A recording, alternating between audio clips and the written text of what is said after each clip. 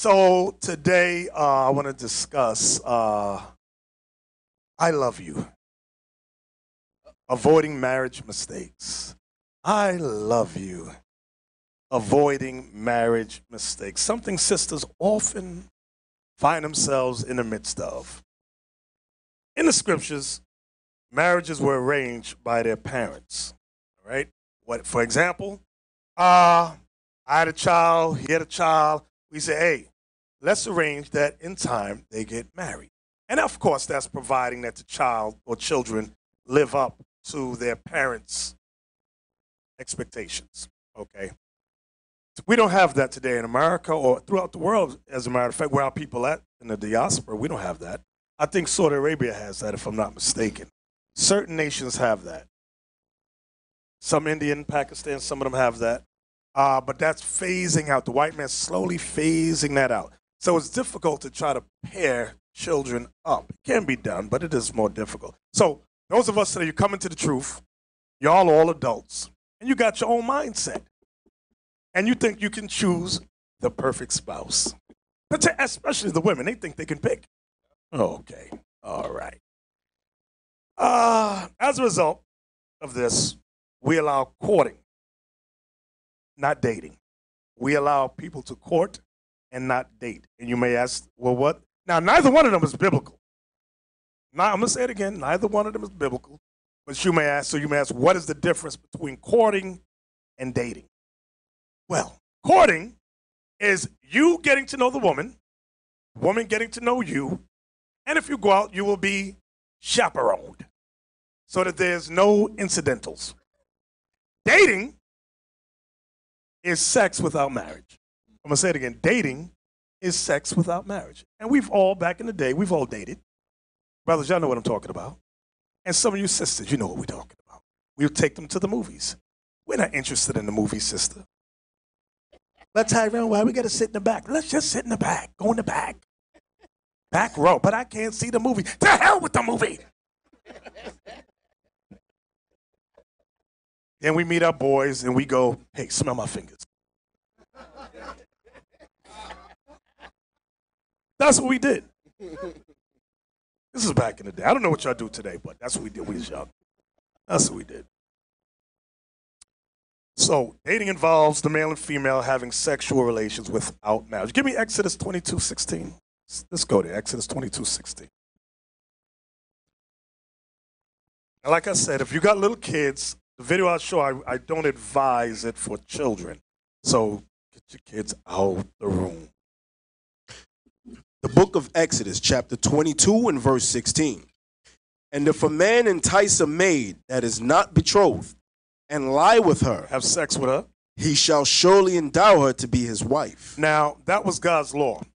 Now, that was a sub-law. I'm going to say it again, or I'll say it like this. That was a statute to marriage.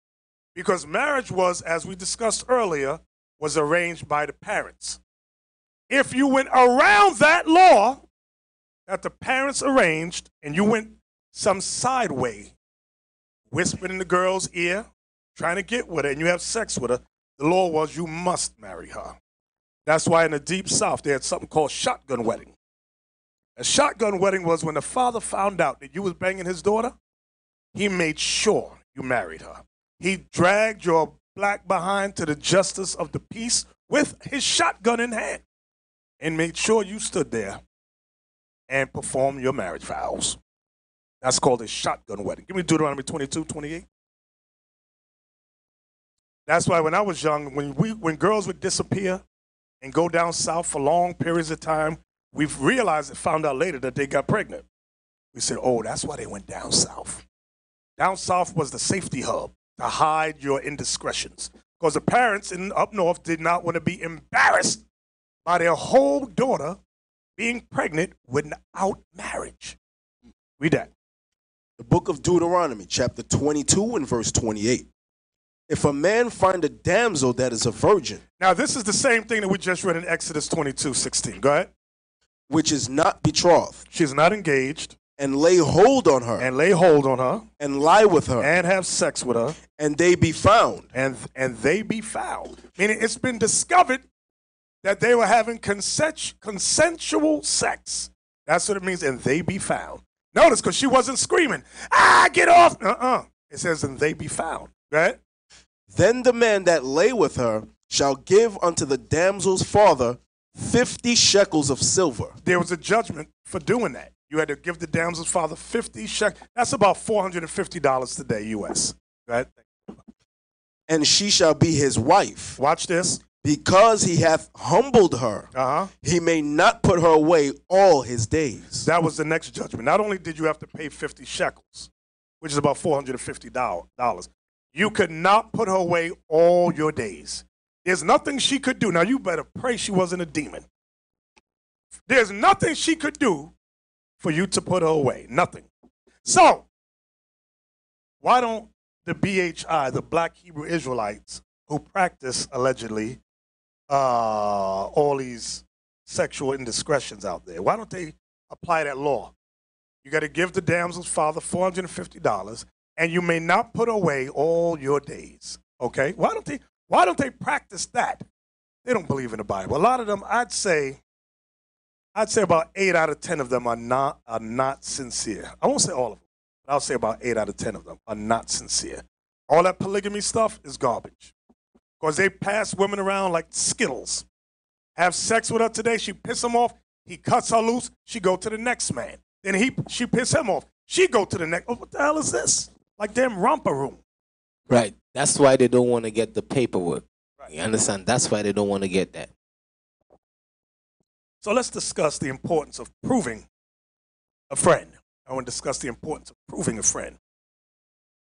Give me Sirach 6. Proving a friend and trying spirits is the same thing. I'm going to say it again. Proving a friend and trying spirits is the same thing. The book of Sirach, chapter 6 and verse 7.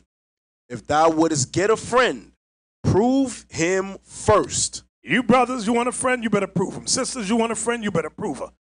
Now they call that plutonic relationships. Plutonic meaning friends. But the same principles that apply for a plutonic relationship also apply for a romantic relationship involving marriage. Prove him. Prove her. Prove them. It's the same principle. Look at 1 John 4 and 1. The book of 1 John, chapter 4 and verse 1. Beloved, believe not every spirit. Beloved, believe not every spirit. Go ahead. But try the spirits, whether they are of God, because many false prophets are gone out into the world. Beloved, believe not every spirit. Notice the next part. But try the spirits. Try them. That means prove them. Prove what they say. Verse 2. Verse 2. Hereby know ye the Spirit of God. Every spirit that confesseth that Jesus Christ is come in the flesh is of God. If you have flesh, you have color. I'm going to say it again. If you have flesh, you have color. So when people say, oh, I believe he came in the flesh, ask him what he looked like. Then you'll hear them lie and say, he didn't have no color. They're not confessing that he came in the flesh when they say that. Okay, read. And every spirit that confesseth not that Jesus Christ has come in the flesh is not of God. That person that says he has no color, that he's all colors, that he's invisible, is not of God. Go ahead. And this is that spirit of Antichrist. That's the spirit of Antichrist. Go ahead. Whereof ye have heard that it should come. And even now already is it in the world. So John was explaining to us that spirit of Antichrist is already in the world at his time. He said, try those spirits that say they're of God. So just like you got to try spirits to prove whether or not they are false prophets, the same thing goes in a platonic or romantic relationship. I'm going to say it again. You got to do this. It's the same principles for a platonic or romantic relationship as it is with a so-called prophet. You got to try them. You must prove them. Go back to Sirach. The book of Sirach, chapter 6 and verse 7. And you know why you got to prove and try them? Who knows why you got to prove these spirits? Try these spirits. Saying the same thing. Why do you got to prove a friend? Why you got to try spirits? Who can give me the answer? One brother. Go ahead. Stand up. Give me your name. Because not everybody they're going to appear righteous, but they're not. They're pretenders. Okay, I'll go with that one a little better. Now, in case y'all didn't know, people lie. People lie. Sisters, you ever met a man that lied to you? He promised you the world, and he's a daggone liar. You brothers too. You know what I'm talking. She will send her manager to talk to. We're gonna talk about that in a minute. But people lie, so you gotta try them. Okay. Now, give me 2 Corinthians chapter 6. Let me tell you, men and you women, something. Everybody puts on an act when it comes to relationships. They don't show you the real you. Like, for example, when you meet the sister, you don't burp or fart around her. Just for example, you hold that and she holds it in. Oh, I'll be right back. I'll be right back. But when she relaxes around you, I'm keeping it real. Read that. The book of 2 Corinthians, chapter 6 and verse 14. Be ye not unequally yoked together with unbelievers. I hope you sisters understand that. It says believe, but read it again. 2 Corinthians 6 verse 14. Be ye not unequally yoked together with unbelievers. Don't be hooked up with unbelievers. Brothers and sisters, let me tell you sisters something. Some brothers come in the doors, not that they believe, but they look at the videos and they go, wow, them sisters at IUIC is lovely. I want to get one of them. And a sister's sitting there, and she wants a good revolutionary man. But you find out he's not revolutionary at all. He's a dud. He's a lump on a log. You get with him, he has no inspiration to go to camp. He don't even want to hand out a damn flyer. And you already lay with him, and you're like, well, why ain't you doing something? Go out with the men, do this, do that. I wanted a revolutionary man. And he says, but I'm not revolutionary at all. I just wanted what's between your legs. That's all I wanted. And I got you. Now, sister, you stuck with that lump, that log on a, what is the expression? You don't know. Lump on a log. Thank you. Lump on a log. Bishop, the example happened to a sister came from Canada. You remember? Yes. Canada. Not dealing with, she's probably the second or third wife. And she did not prove that man. She did not try that man. You know, and she just went right in it because he thought that, oh, I see the brother had fringes on. No, you have to prove a friend. That's what Scripture said. Exactly. Get Sirach 37 and verse 12. Sirach, which is Ecclesiasticus, chapter 37 and verse 12. The book of Sirach, chapter 37 and verse 12. But be continually with a godly man. So you brothers, you want or sisters, you want a platonic relationship, which is meaning just friends. It says, but be continually with a godly man. You sisters want romance, you want marriage, the same principle applies. Read that again. But be continually with a godly man, whom thou knowest to keep the commandments of the Lord, whose mind is according to thy mind, and will sorrow with thee if thou shalt miscarry. That's what you want. Whether it's platonic or romantic, it's the same principles. Okay? So. In order to know whether or not he or she keeps the commandments, you got to observe that person. You must listen to their conversation. And when I say observe, let me explain what I mean when I say observe, sisters. Listen good what I'm about to say. I'm going to help you out. Brothers, I'm going to help you out too. I'm going to start with the sisters first. Sisters talking to a brother. They're outside. Another woman is walking down the street. Now, Laba's the sister. I'm talking to her. But this sister's walking by. And he's like, yeah, sis, you know what I'm saying. Yeah, uh-huh. And here's the booty. Yeah, don't. He's like this. Yeah, sis, you know, uh-huh, uh-huh, uh-huh, uh-huh. What was you saying? What'd you say? You don't want to get a dude like that. And some of you sisters seen that. And you brothers, here go the sister. You talking to her. You take out your wallet. She's trying to look in your wallet. Watch that. You go to the bathroom, you leave your wallet on the table or something. You go to the restroom and you come back, she open it up. What's in there? How much money he got? Or she's just looking, well, brothers don't mind this, but brothers like when sisters look at how big their feet are. Brothers like that thing. Okay, but That ain't wifey material. I'm telling y'all now, that ain't wifey material at all. Because there's going to be a nooker that walk by with bigger feet than yours. Now what? Give me Sirach 6 and 7 again. The book of Sirach, chapter 6 and verse 7. If thou wouldest get a friend, prove him first, and be not hasty to credit him. Y'all sisters say I'm being hasty to credit. Yeah, he keeps the commandments. He went to congregation on Sabbath day. Sister, there's more to the commandments than that. You know, in Sunday school, many of us went to Sunday school. We were little black demons in church. We went to church every Sunday and cut up. Mama, I got to go to the bathroom. We had a queue for all the kids to go to the bathroom. We go, Mama, we see the little hand go up. Mama, I go to the bathroom. Okay, go ahead. All little boys and little girls, we all went at the same. Nobody figured it out for years. We didn't go to the bathroom because we had to pee. No, we went there to mess around, and that's what we was doing. So just because you come into the congregation, this is my point, this is the point I'm getting to, don't mean that they're right. And sister, don't mean that they're right. They're here looking. Remember the sister that came in, you might remember, as soon as she walked through the door, she said, where's the marriage, what did she say?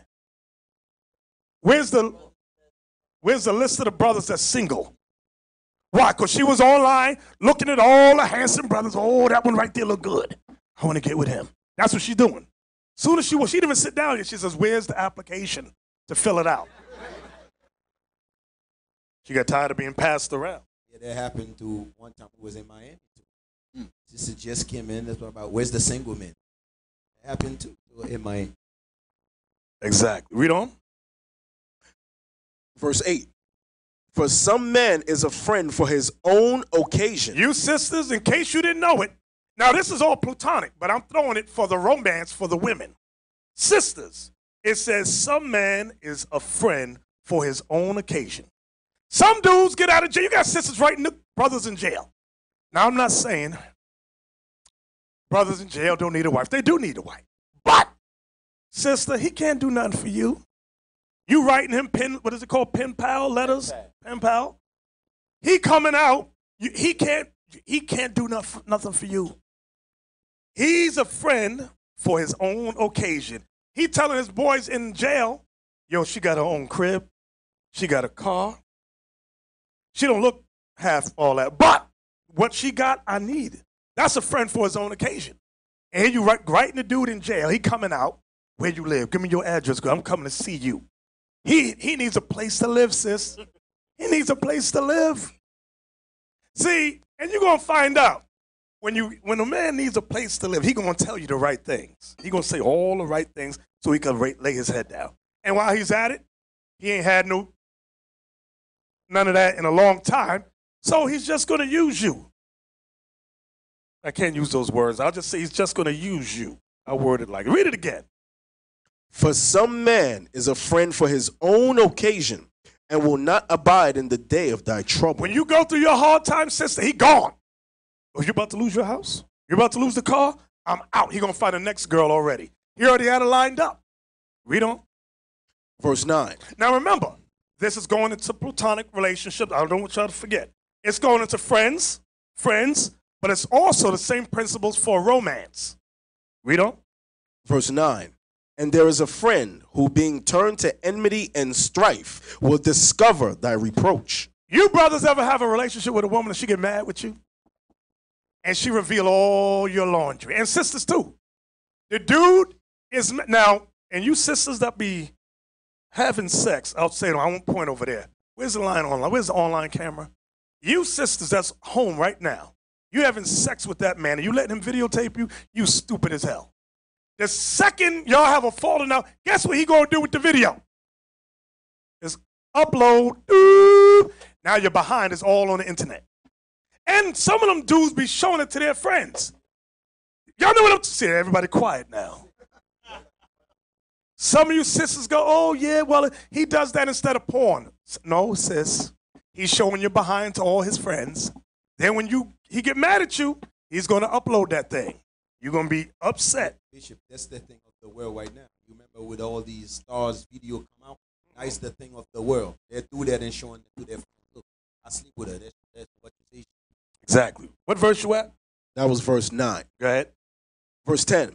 Again, some friend is a companion at the table. You got some food. And sisters know that. You ever see these women on Facebook? They show you their pretty face and a plate of food. Watch them hoes. They trying to draw you in. And you know why? Because you know what we need to start doing? I'm going to just say this. I'm going to say it. Somebody might get mad. Brothers, all these sisters, and these sisters don't know how to cook. Sex only lasts but so long. The excitement lasts but so long. After a while, you get tired of McDonald's. One of the brothers in the back, I ain't going to point him out, ran into the school mad, banging on the table. Said, "What the hell is wrong with you?" He said, "I'm sick of my Chinese food." I said, "Why don't you have your wife cook?" "She don't know how to cook." He was mad, like his wig almost flew back. You sisters better hook up with the sisters that know how to cook. The scriptures say, "Man, know thyself." Or our word, like the scriptures say, "Examine yourself." You gotta, if you don't, sisters, you don't. Some of you sisters, some of them are in denial. And now denial is not a river in Africa. They don't know how to cook, but they don't want to admit it. They're gonna cook you the nastiest thing. Tomorrow, here, Tyrone, here, eat that, and it's nasty as hell. You better hook up with the sisters that know how to cook, and mainly it's the older women that know how to cook. When I got married, I had my wife. I said, "You got to go to Bishop Kanai's house and sit down with Sister Payar and learn how to cook West Indian food, because that's what I want to eat right now. I'm tired of Judah food. It clogs my arteries. It's greasy. What the hell is this? All this dripping grease everywhere. You're like a jerry curl on your food. The oil just be flinging. I'm like, damn." Bishop, I'm glad you acknowledged that. Oh, I didn't mention Levi food yet. Hey, Ella, we got to big up Levi, man. I think Levi chefs is the best chefs in. Levi chefs. No. Hey, I talking about. Hey, hold on. I talking about for New York. You know, for New York. New York, IUIC New York, the Levi sisters, they could throw it down the best. Benjamin, Simeon, you all step your game up, you know. Hey, when we were in Hold on, Bishop. You got to tell Captain, what's the brother in Miami? Captain in Miami. Zakar. Make sure. Zakar, you heard that. Thank you, brother. I just want you to acknowledge that too. Well, we were in Atlanta. You know, Captain Shemaya's mom is one of the best. I got to give her kudos. The food, oh man, you have no idea. So all you sisters in Atlanta, you get with Captain Shemaya's mama, you pay her some money too, and teach you how to cook. And you please your husband. That man ain't going nowhere, because you know how to cook. I'm going to tell you straight. Okay? So where we at, Officer Ezekiel? That was, we're at verse 11. And you know what? You sisters, it should be a requirement. Brother, before you get married, we're going to ask you, does she know how to cook? The second you say, yeah, I'm going to ask you, has she cooked anything for you? Yeah, she cooked me a Big Mac. She ain't cook you no damn Big Mac. Hey, Father being born again is learning how to cook, man. Father being born again and repentant is learning how to cook, sisters, okay? Yeah, I had told a brother that came to me earlier. He was telling me that. I said, "She know how to cook?" I said, "Make sure she cook for you, man. When that thing, and you have to know how she know how to cook or not. Don't go in there." Then she's saying that no, all I know how to do is boiling water. You know what I mean? Not like she don't know how to do that. She hardly can cook her eggs. Exactly. Eggs. Anybody can cook her eggs, goddamn. Exactly. And bro, I'm telling you, the sex gonna wear off. I mean, it's still gonna be all right, but after a while, you're gonna get hungry. After the sex, you get hungry sometimes. You get the munchies. I'm hungry. I don't want no potato chips. The hell is this? What verse we in, Officer Ezekiel? We're at verse 10. Go ahead. Again, some friend is a companion at the table and will not continue in the day of thy affliction. So the same principle that applies in a platonic relationship, a platonic friend relationship, meaning they only abide with you because you got food, things to provide for them, the same as in a romantic relationship. Go ahead. Verse 12. If thou 11. be, verse 11. But in thy prosperity he will be as thyself, and will be bold over thy servants. Go ahead. If thou be brought low, If you be brought low, sister, he will be against thee. he will be against you. He ain't going to abide with you. Go ahead. And will hide himself from thy face. He going to be with the next girl. That's what he going to do. Go ahead. Separate thyself from thine enemies. Now it's letting you know, separate from your enemies. Go ahead. And take heed of thy friends. You better prove that friend. Prove him. Go ahead. A faithful friend is a strong defense. Go ahead. And he that hath found such an one hath found a treasure. You want a friend that's going to stick. What's that expression? Ride and die. Is that the expression? Ride or die. That's the same thing in a marriage. That's about like, what's that movie with Will Smith, the one I always talk about? Pursuit of Happiness. That woman was not a ride or die woman. Second he fell on hard times, what happened? What did she do? She bounced. She was out. You don't want a woman like that. You want a woman that's going to ride with you through good times and bad. Okay? Hey, Ella, you got a lot of sisters. As soon as their husband go or little problems arise in the marriage, they always complaining they leaving. You know, for the last month, I got at least 10 calls. Sisters want to leave their husband because they're going through little problems. At least 10 relationships. You understand? In Israel within the last couple of weeks. So that means those sisters were not properly prepared for marriage at all. No, they was not. Some of these sisters, you need to wait. And the sisters with brothers too. We give the advice, what do we say? 6 months to a year? Some of them need to be 2 to 3 years. Wait. Prove that person. They ain't going nowhere if they believe. Yeah, but Bishop, let's say that I just came in, right? I'm in my 6 months. The sister is in 8 months. That's not the sister I want to prove because me and her going through the same. I just left the word. She left the word. You understand me? But that's what all that confusion comes from. Because sister just came in. She with a year. That dude, you say, how old? A year. A year. That's the dude you want to talk to. That dude's still sick like you sick. You want to talk to a dude that been there 2 years. At least he got some type of knowledge and understanding. But she don't go that way. She's seeking for her lust. That's when the lust is way out now. Reality be kicking. You know what the reality is? Punch in the mouth, beat in the behind. These are reality that kicking. Exactly. I'm reading the Titus 2 questions. One of the sisters writes on the question. She said, I want a brother that's packing downstairs. Well, how the hell are we going to know if he's packing, you hoe? You think we're going to interview the brothers? Hey, brother, pull your pants down and go over there. The hell is this? We ain't doing that. You hoe. As soon as I read it, I said, she ain't ready for marriage. She a hoe. She go, well, I don't want to get stuck with nobody that's real short. Well, brother, life's a gamble. Sister, life's a gamble. You never know. You never know what you're going to get. You roll the dice, you roll snake eyes. Damn, I suck again.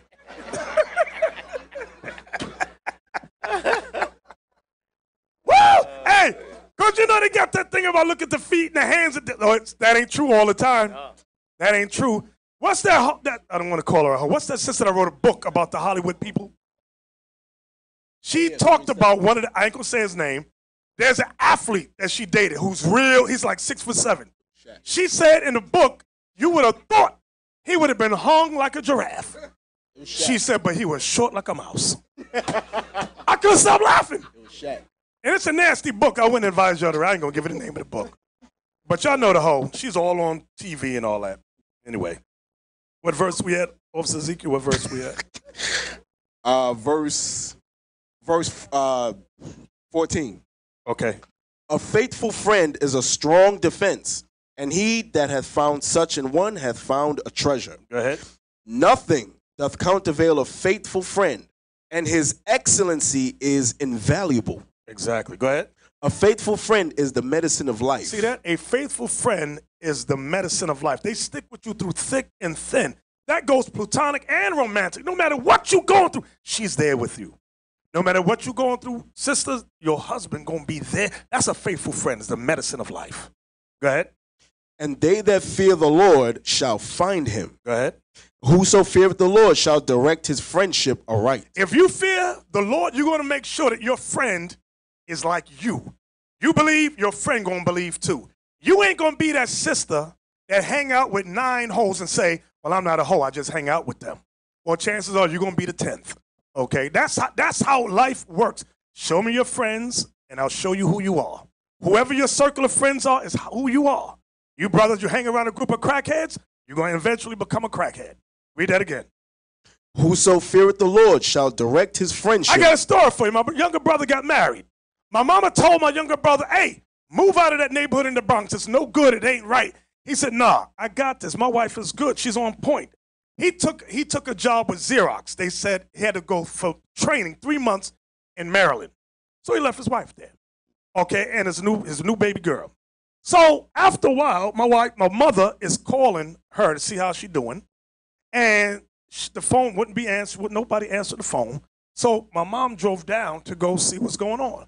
And people in the neighborhood said, oh, I just saw her. She was selling a VCR up the block. And they said, my mother said, what do you mean she's selling a VCR? They said, you didn't know she's on crack now? Crack! My mother hit the roof and called my brother and said, you better get down. I told you, boy. You got her in this area, this vicinity around crackheads. All her girlfriends was on crack. And it starts off smoking weed. After a while, smoking weed don't give you that high you want. You got to go to the next new high, okay?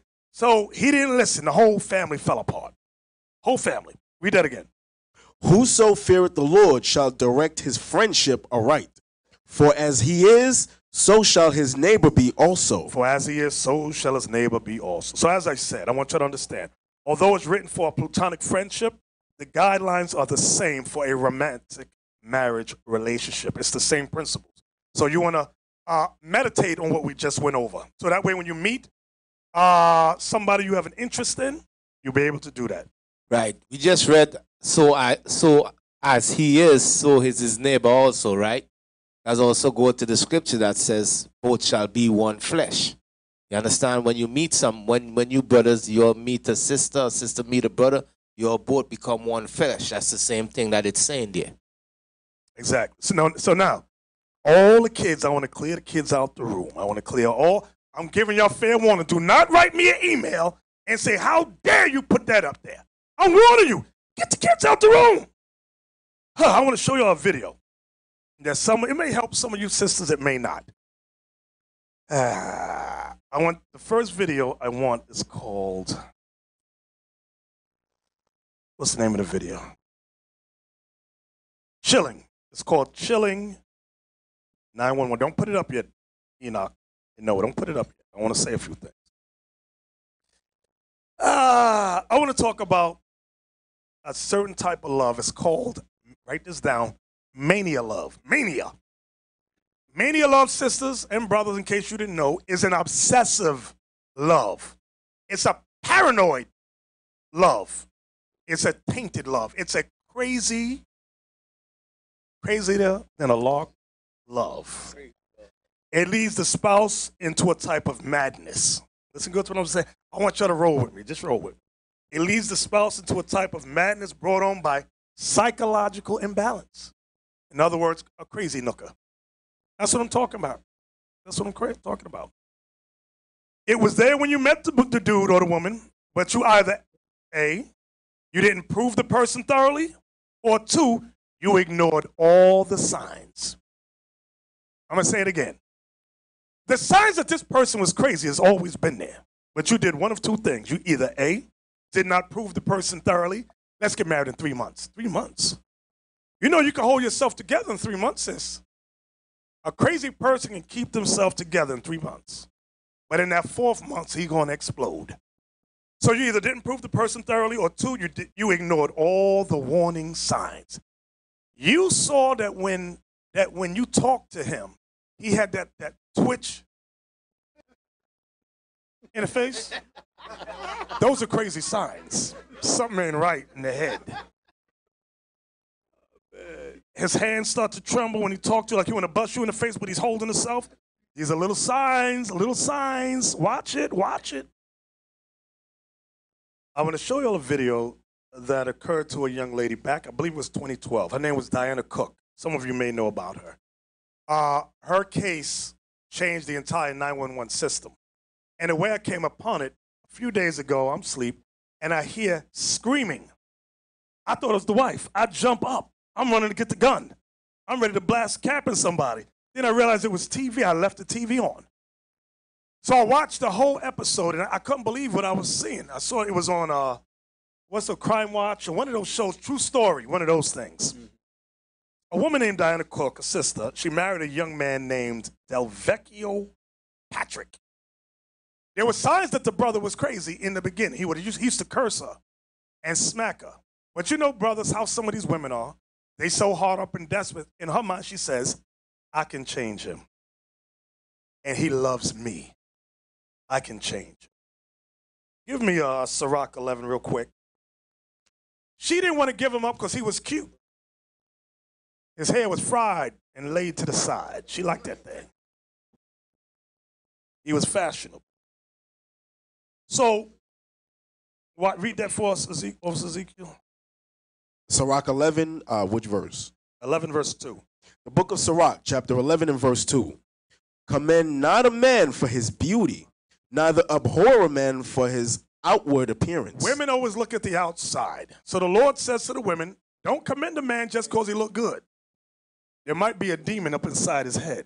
He might be crazier than a lark. And don't despise him either because he might not look like your ideal, whoever in the woman's mind is that male, handsome, hunk, whatever. Don't despise him, the Lord says. Because women are very, what's the word? Vain. Superficial, vain. Superficial and vain. What does he look like? I want my girlfriends to be jealous when I walk down the street with Del Vecchio. That was her mindset. They got married, and after 4 years, they got divorced. But let me tell you, sister, something.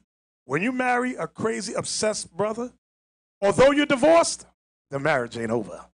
He's still there. Watch this. So let's open up. Let's begin. The name of the video is Chilling 911 Call from Slain Woman. Chilling, that's it right there. Load up big. It's only 3 minutes. Listen good.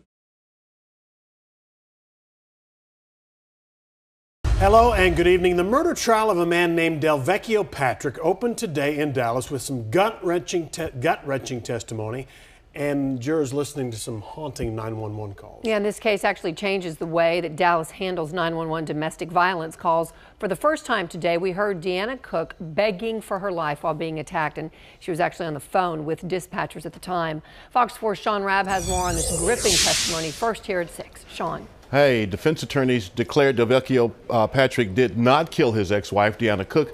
Prosecutors told jurors much about this case would make them angry. But now, they said, now was the time to focus on Del Vecchio Patrick and what he's accused of.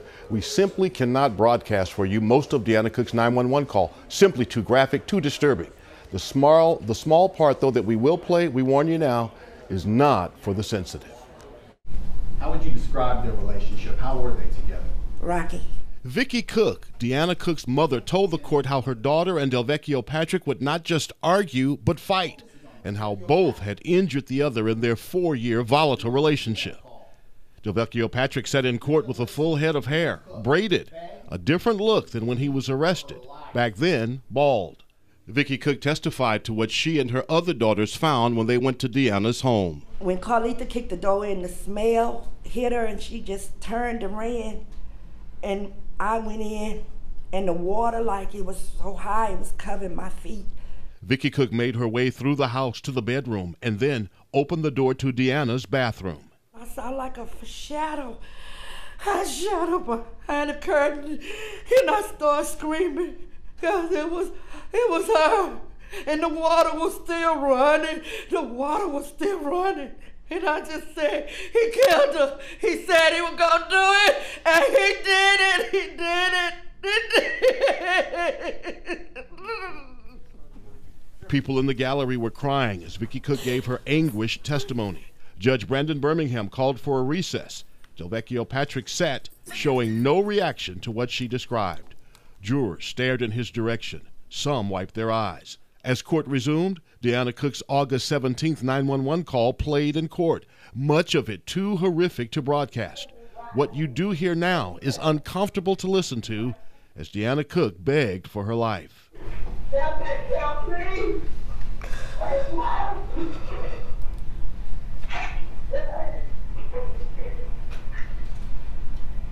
me. Asked by prosecutor Trey Stock if she could identify the male voice on the call, Vicky Cook extended her arm and glared at the defendant. Now, we also heard testimony today from a police officer first assigned the call. Detective Julia Menchaca explained she did not receive enough emergent information from dispatchers to justify kicking in the door to Deanna Cook's home, and that she saw nothing out of place when she arrived there that Friday, August 17th, 2012. Delvecchio Patrick could get life in prison if convicted. Testimony continues Tuesday. So hard for that so family. So what I want you to see, they had thanks for bringing us the story. A volatile relationship. Crazy obsessive. He would not let her. They had already been divorced. This dude, when you watch the whole thing, he would follow her to work. He'd be outside her house. He stalked her because he thought she was messing with somebody else. And remember, I'm saying they were already divorced. That crazy obsessive person, the marriage ain't over. In his mind, y'all still married. Okay, and there's nothing you could do. Now, I want to show the next part to this. It's called 911 Murder Trial, Day 1. 911 Murder Trial. So the volatile relationships, beware of, okay? When you start a relationship, you're already fussing and fighting, and this is just in the courting stage. Cursing each other out? No, that's not for you. That's not for you. Okay, now, read that for me, Ezekiel. Murder trial of Delvecchio Patrick, who killed his ex-wife Deanna Cook. Family members found Cook in 2012, 2 days after she choked, screamed for her life while on the phone with a 911 dispatcher. Her death helped spark an overhaul of how police handle emergency calls and inspired an anti-domestic violence movement in Dallas. So now, with this, like they said, it changed a lot of the 911 callings. The dispatcher was very nonchalant. You ever hear the expression about the boy who cried wolf? She had called so many times, people got immune to it. It's the same woman calling about her husband outside the house again. But this time, it was serious, and nobody took it serious. Also, they didn't have a tracking system back then.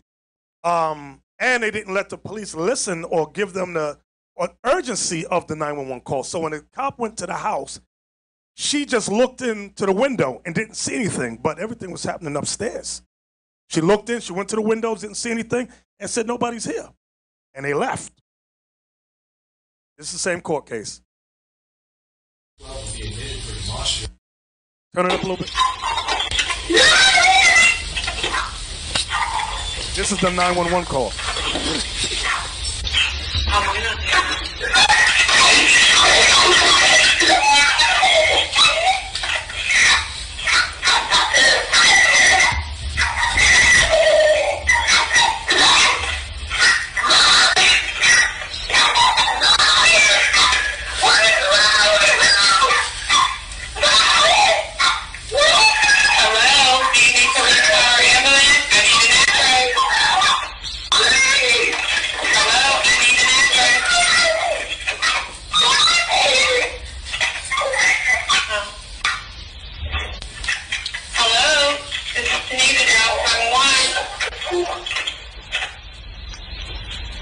So she had dialed 911 and dropped the phone, so she wasn't able to talk to the 911 dispatch. And in the back, he's choking her, beating her.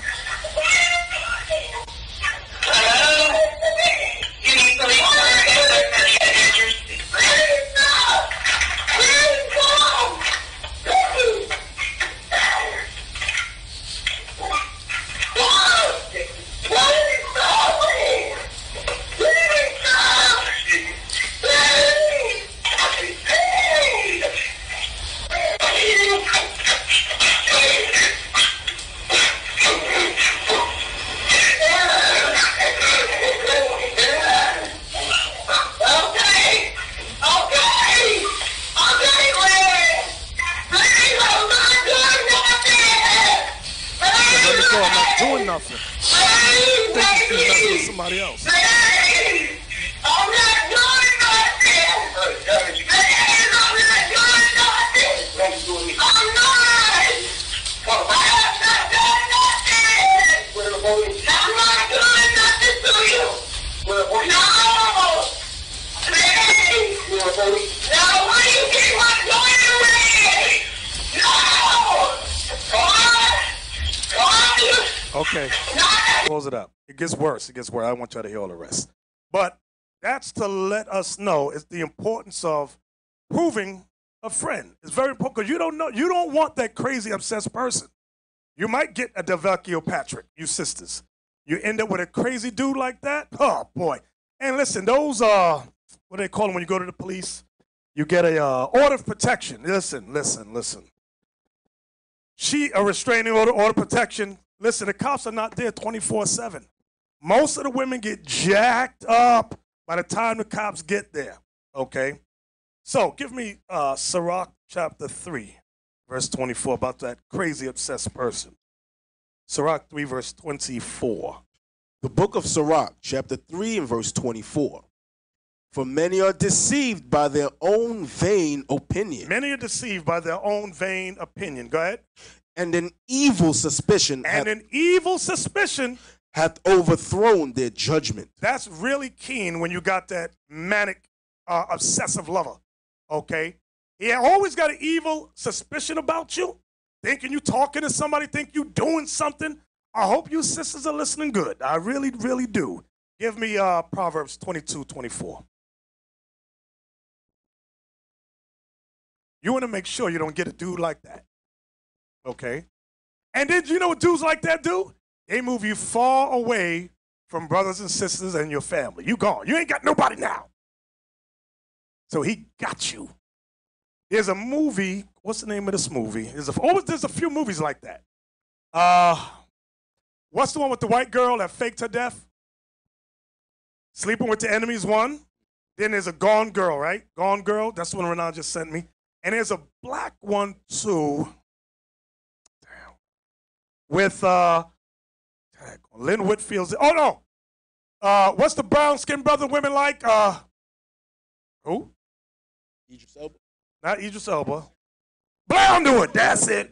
Blair Underwood. What's the name of that movie? Diary of a what? Diary of a Mad Black Woman. Yeah. That dude was crazy obsessive. That's my point. My point of saying all that. If you don't know an example, look at that movie. I showed you an actual court case. In case that ain't good enough for some of you sisters, just hard up and desperate. You think you could change that crazy obsessed brother? Read that for us. The book of Proverbs, chapter 22, verse 24. Yeah. Make no friendship with an angry man. Make no friendship with an angry man. So that's for a platonic friendship as well as a romantic relationship. You see the dude got an anger problem. Leave that person alone. No matter what happened, he want to fight. You go out, he want to fight somebody. If it ain't you, he want to fight somebody else. These are signs. Leave him alone. Did you finish the verse? No, there's more. Okay. And with a furious man, thou shalt not go. And with a furious man, thou shalt not go. Now, this is the Lord speaking here. Okay, give me 14 and 17 of Proverbs. Proverbs chapter 14, verse 17. He that is soon angry dealeth foolishly, and the man of wicked devices is hated. You got to watch out for the brothers that's soon angry. Soon angry. I know brothers online talk about why you getting on the, why don't you get on the man, on the woman? No, I'm getting on you brothers right now. Today is your day. Just for a moment. I'm about to throw the shoe on that side of the room in a minute. Give me 29 Proverbs 29 and 22. The book of Proverbs, chapter 29, verse 22.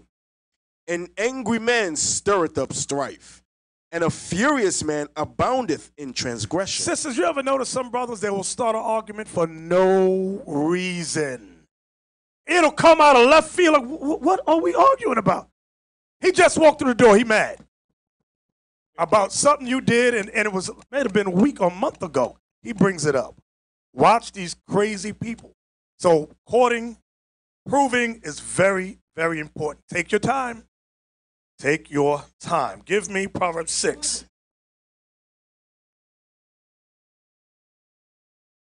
Proverbs 6, verse 12 and 13. Oh, Ella, the reason why that's important too, because after they run and they hook up with that brother and they find out that brother crazy, because a couple of sisters they hook up with crazy brothers and like they want us to authorize them to lead the crazy brother. I said, sis, I can't do that. You got to stay with that brother. That's who you choose. Hey, You stuck, sis. You stuck. You stuck, you know. So don't call us and think we gonna tell you, oh, leave the brother. And what the sisters and them say, they say, well, I didn't really know the scriptures that well, and I didn't watch all the classes, and I didn't know I was bound to that man till we die. I said, well, you know now. You know? Yeah, but Deacon, it's not that they don't know. Now that happened, now they don't know. You understand? They Right. didn't know. When he was slamming hams with her, it was all good. It was lovely. Skyrockets, her toes was curled, her eyes go back behind her head. It was lovely. But when the crazy side came out, now I didn't know the scriptures then. I didn't know the scriptures. Yeah, right. Where we at, Officer Ezekiel? The book of Proverbs, chapter 6 and verse 12. A naughty person, a wicked man, walketh with a froward mouth. You know what a froward mouth is? Somebody that loves to insult, call names. That's a froward mouth. And some sisters like that thing. I don't know about some of you women. You see a dude, he likes to play, what's that game called, The Dozens? Y'all remember that? The Dozens? He got a quick mouth. He's witty in insults. He can insult the hell out of you. Okay? That's what he does, and that turns the women on. That's a froward mouth. He says whatever comes to his mind. Okay? Look at the BHI community on YouTube. Many of them have a froward mouth. Whatever they say, they don't care about the laws of God. If it sounds good, just say it. Read on. Verse 13. He winketh with his eyes. That's how he got to sisters. Go ahead. He speaketh with his feet. Meaning he's kicking your behind. Go ahead. He teacheth with his fingers. Yeah, he's teaching you a lesson. Pow! Right upside your head. I'm going to teach you something. That's what he's doing. The Bible says that's a wicked man, a naughty person. And some of you sisters, unfortunately, get hooked up with people like that. Okay? The only advice we can give you, you get a dude like that and you're going to separate, don't stay. I'm going to give you a fair warning. If you stay in the same city, with a dude like that, he going to find you. My advice, all I can, because y'all grown, you women grown, leave someplace else where nobody knows your name. Remember that movie, that show Cheers? Well, anyway, everybody knows your name. Anyway, I don't know how to go. You want to leave town. Brothers, I got to go. You all right, sister? Brothers, I just got to go. Where you go? Don't worry. I don't want nobody to know where I'm going. Because this fool is crazy. You better tell a post office, too. Do not fraud my mail. Wherever I'm going, you don't tell nobody where I'm going. You better cover your track, because the dude is crazy. He will hunt you down. The crazy nooker. And he might have on a meat tree. And have fringes and a border of blue. I'm telling you, sisters, you got to watch these crazy Hebrews out there. Some of them ain't right. Give me Sirach 28. That happened to one of the sisters. Remember, he meet one who wear the meat tree. Talking about she gonna move to Oh, yes, that's right. Here's another. You sisters that call us, email, or come up to the table and say, is it okay? Because it did happen, like Deacon Lobbers. If I talk to another brother that's not in IUIC, all we can, because you women is grown, you all grown. All we can do is suggest and give our advice, our fatherly advice. Our suggestion is that you not do that, because you don't know what you're going to get involved with. We said to the sister, you remember what we were talking about? It was back at Paulding, I believe it was, Paulding Avenue. Sister, what is he involved in? Well, his elder teaches multiple wives, but he don't believe it.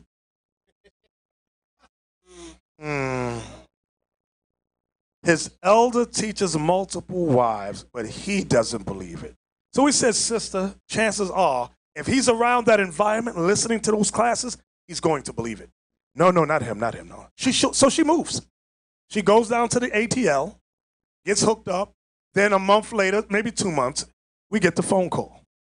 I'm wife number 2 now. Well, the sister, there's nothing we can. You stuck. That's your man. Have fun now. Bye-bye. That's all we could do. Oh, Ella, you remember she wanted to come back to our congregation, right. And we like, no, you stay where you at. Stay with your husband. You know, stay with your husband, man. And there was no marriage paper. That's your man, though. He plowing your back out. He plowing you. Come on, stop. You stuck now. You was with us for years, sis, learning the scriptures. You didn't believe. Okay. The next thing was another sister that hooked up with a dude. She came back. This was years ago with a black eye. And we warned her too, but she didn't listen. She didn't listen either. Where we at, Officer Ezekiel? You said Sirach. You didn't say what book. 28, verse 11. The book of remember what we're talking about, that crazy obsessive love. Okay, that needs you 365, 24 hours a day, where you at, where you going, who you talking to. And always need to, I love you. Do you love me? I love you. Come on with that stuff there. Read that. The book of Sirach, chapter 28, verse 11. In hasty contention kindleth the fire, and in hasty fighting sheddeth blood. That's what we saw in the video, on the case. And that's what happens in some marriages, some relationships. Give me James 4 and 2. James chapter 4, verse 2. The book of James, chapter 4 and verse 2. Ye lust and have not. Ye kill and desire to have. When it says kill, it's going into hate. And the reason it uses the word kill is because before you kill and or murder somebody, the first emotional thought is what? Hate. That's why it's using the word kill. Like it says, give me that precept in Matthew 5 about being angry with his brother. You know what I want? Matthew, whosoever is angry with his brother without a cause, that one. It's going into the same concept. You know what I want? Yes, Ezekiel? I got you. The book of Matthew, chapter 5, verse 22. But I say unto you that the verse above it. Verse 21. Ye have heard that it was said by them of old time, that thou shalt not kill. See that? Thou shalt not kill. This goes to what James 4:2 says. Go ahead. And whosoever shall kill shall be in danger of the judgment. But I say unto you that whosoever is angry with his brother without a cause shall be in danger of the judgment. That's called hatred. Angry with your brother without a cause is hatred. That's what he's talking about. Go ahead. And whosoever shall say to his brother, Rakah, shall be in danger of the council. That's insults out of hatred like you see on YouTube. Go ahead. But whosoever shall say, thou fool, shall be in danger of hellfire. Because the brother was never reconciled. He never made up with his brother. He kept the hatred going. So go back to James 4 and 2 so we understand now. James chapter 4, verse 2. Ye lust and have not. Ye kill and desire to have, and cannot obtain. Ye fight in war, yet ye have not, because ye ask not. Ye ask and receive not, because ye ask amiss, that ye may consume it upon your lusts. So when we pray and ask, when it says ask, it's going into prayer. We pray for things, but we ask amiss, meaning we're praying for the wrong reason. Many of us, when we pray for a spouse, women included, pray for a spouse, you're not praying because you want to grow old with somebody. You're praying to satisfy your sexual appetite, a lot of you, okay? Inside, you never really changed. You just want to fulfill that lust, okay? Give me Sirach 25. But before we go there, and I pray that the case that we just showed will help some of you sisters and or brothers. Take notice of that. Back in the 90s, early 2000s, there was a young lady named, those of you that's my age, y'all might know the sister named Deatra Hicks. She was the bomb. She was the new, first, like a Beyonce type back in the day, dark-skinned lady. But she could sing, lovely, lovely, lovely voice. Okay, she's been on divorce court twice. She had 2 different marriages. Okay, let me tell you about the next kind of love, and it's called revenge love. So we went from mania love, that obsessive nature, paranoid love. Now we're going to talk about revenge love.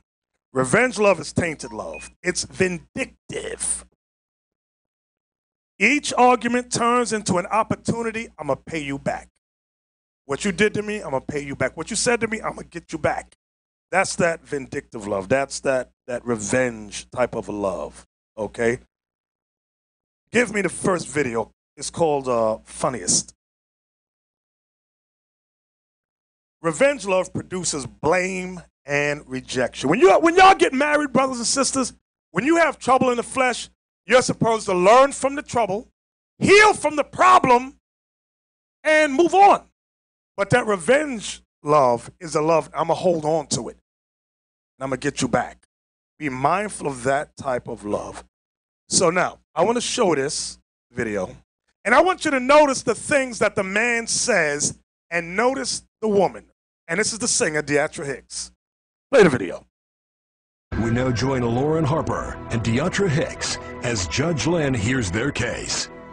Mr. Harper, you've come here asking for $1,760, which you say is enough money to pay for 16 therapy sessions that you have had to undergo or need to undergo as a result of the mental trauma and abuse that you suffered at the hands of Mrs. Hicks.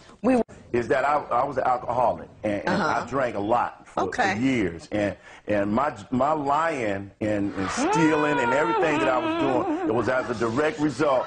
Now, Mrs. Hicks, you have a lovely voice, but I don't want to hear it now. Let it go. Your Honor, first of all, she likes to fight.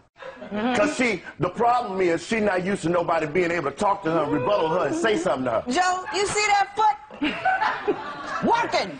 You're going to dig a hole underneath my witness stand. That's what I'm talking about. Your Honor, you told me not to. Do you have a problem with your anger? Yes, and I'm going to anger management class. That's right.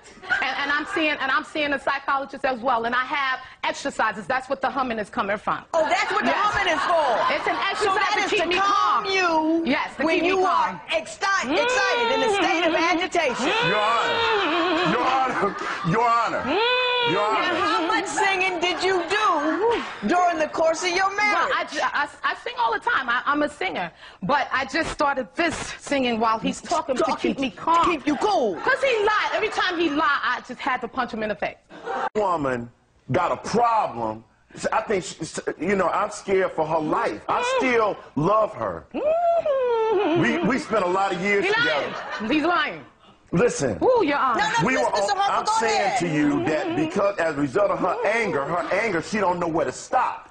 I don't care what the situation is. She ready to fight. We driving on the freeway.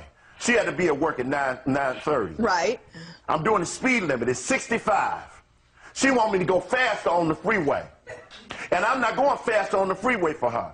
So I don't go faster. Right. She slapped me. But if the situation was turned, everybody would be ready to string him up that he hit you. If he hit me, I would have been gone. gone. And it is no right for you to hit him. I'm not saying it's right, Your Honor. Other than the... And I got the idea. I got the idea from Cheetahs to hire a private investigator to find out what he was doing. Oh, my. Yes. And he was going to Buffalo to see someone else, and he was up and living a whole nother life. He was seeing this woman, and this woman is wearing a big old ring on her finger. No, he went and he took his trip, and I went and I took the same trip right behind him. And you caught him? And I caught him. Knocked on the door. Uh-huh. The girl comes to the door. Yeah. And I'm like, is my husband in here? And he comes out like, who's that, baby? So I'm looking at him. I lost it again. And we started fighting. And while I don't know if she was fighting me or if she was helping me fight him, because all I could see was my ring on her finger. What? You are so... As far as she could choose. Because I wasn't living with her. She wouldn't let me stay here. So I was going to Buffalo. So you're saying you're not having any kind of relationship with the mother. The relationship is solely with the child. That it was my ring. And she needed to be a woman and give me my What did she say? She said that's her ring, and he gave it to her. And I'm like, well, this is not true. That's my ring. Hang on. Not only is the woman here, but the woman and the ring are here. So we're going to bring in the woman and the ring. Now, listen, you hum or whatever you need to do, but don't look over there. Woo. Yeah.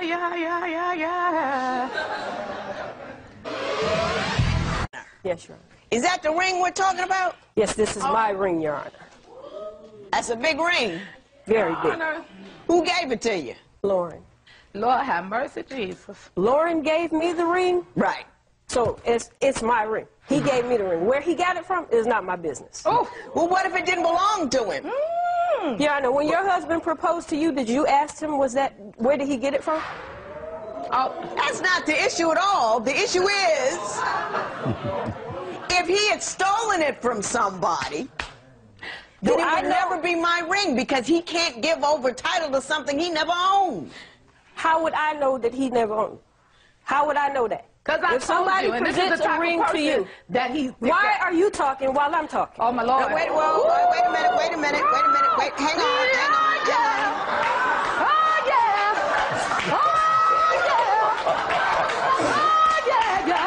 Do you know that he had given it to her at one juncture? No, I did not know. So how could you not know that? How could I not know that? Yeah, I know that. I just met him. He didn't tell you? He didn't tell me that he took a ring from a woman and gave it to me? No. Not a woman, his wife. I didn't even know the man was married. And I am a victim. I'm a victim. He lied to me just like he lied to her. But I have forgiven him. I'm moving on. Did she say I'm a victim? I'm a victim. Lord, have mercy, Jesus. Mr. Harper, you actually have the nerve to bring your wife here to ask for therapy. So why don't you tell me about the therapy you say you need, why you need it, and why you think she should pay for it? A liar. At worst, you a liar and a thief who went in and stole a ring from one woman and gave it to another woman. If you've got any womanhood with you, I wouldn't wear it on my finger. I would give it back to her. I'd have too much dignity for myself and my morals and my state of mind to wear something that was stolen from the woman whose husband you were sleeping with. Ooh, how deep is that? She can have it. Thank you. Thank you very much. Thank you very much. Thank you. Mrs. Van, there will be no recovery in this matter. Thank it you, is Your so Honor. ordered.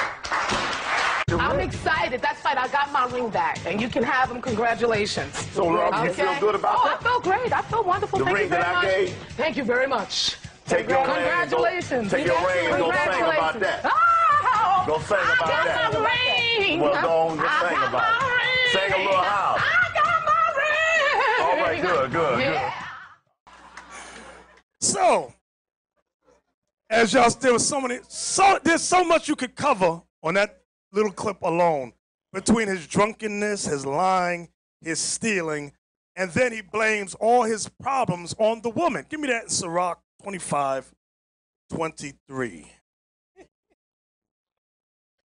Driving down the highway and get smacked upside the head because you're driving the speed. Can you imagine that? Now, sisters, there was a code. There's a man code from back in the day. Never hit a woman. I don't think this new generation follows that code. Nah. Sisters, some brothers will knock this taste out your mouth. I'm just going to tell you.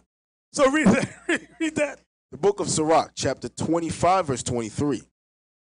A wicked woman abateth the courage, and maketh an heavy countenance. A wicked woman abateth the courage, and maketh a heavy countenance. And I wanted to start there with this particular video that we just saw.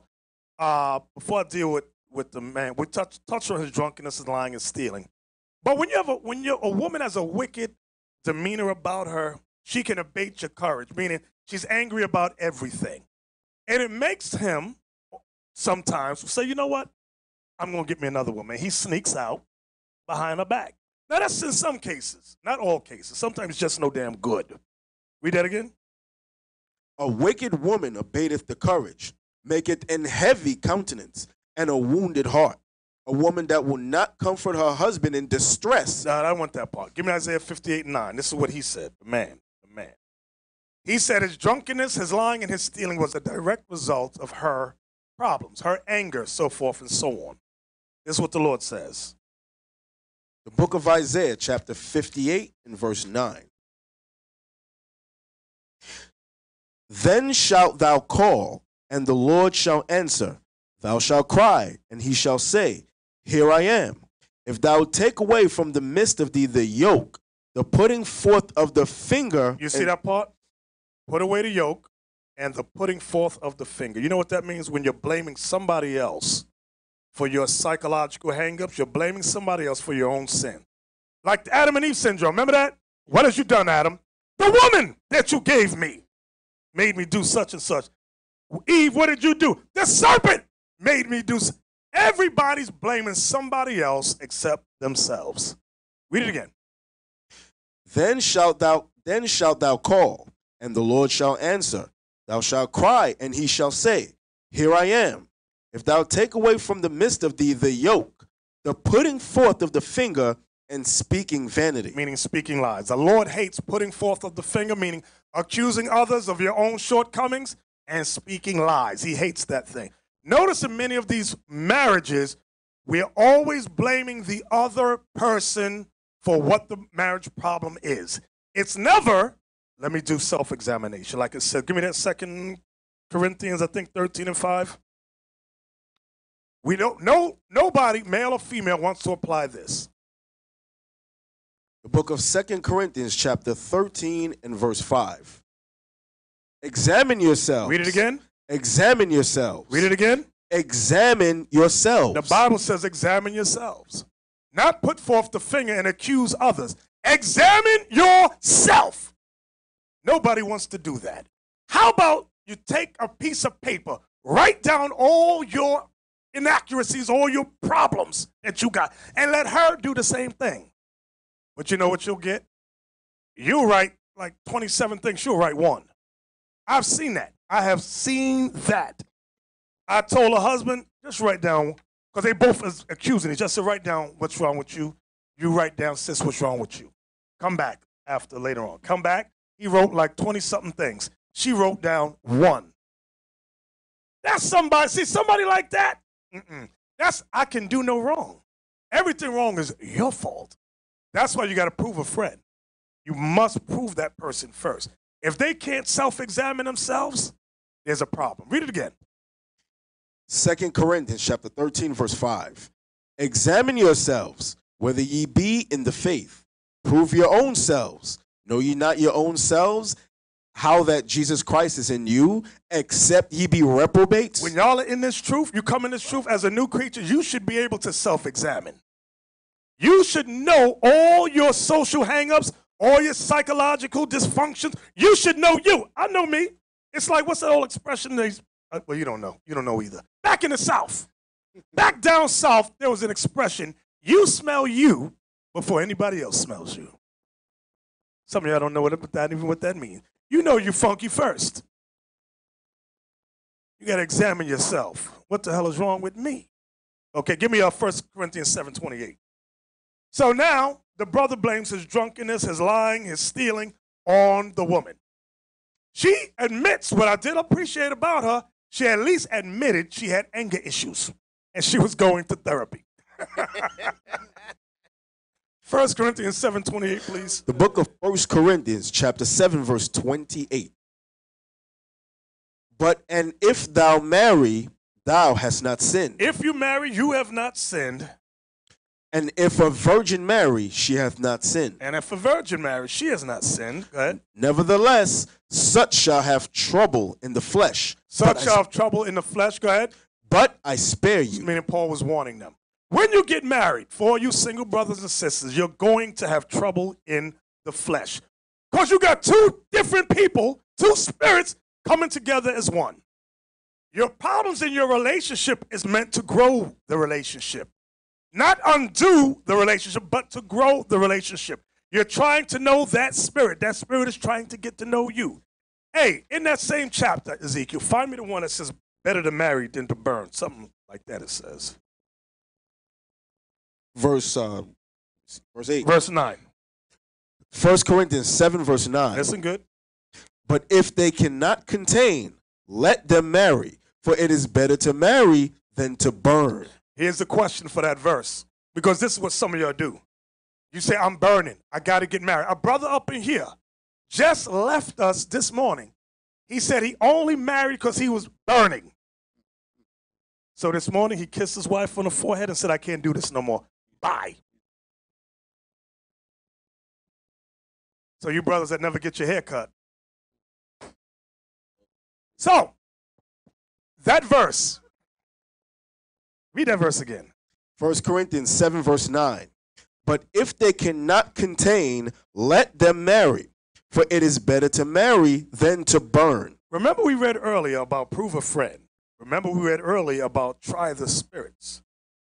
Why do you think that those 2 scriptures are voided based on 1 Corinthians 7 and 9? Read it again. But if they cannot contain, let them marry, for it is better to marry than to burn. Do you still got to prove the person? You better believe you do.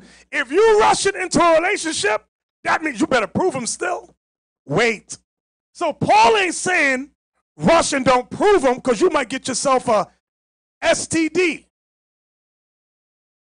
A spiritually transmitted demon.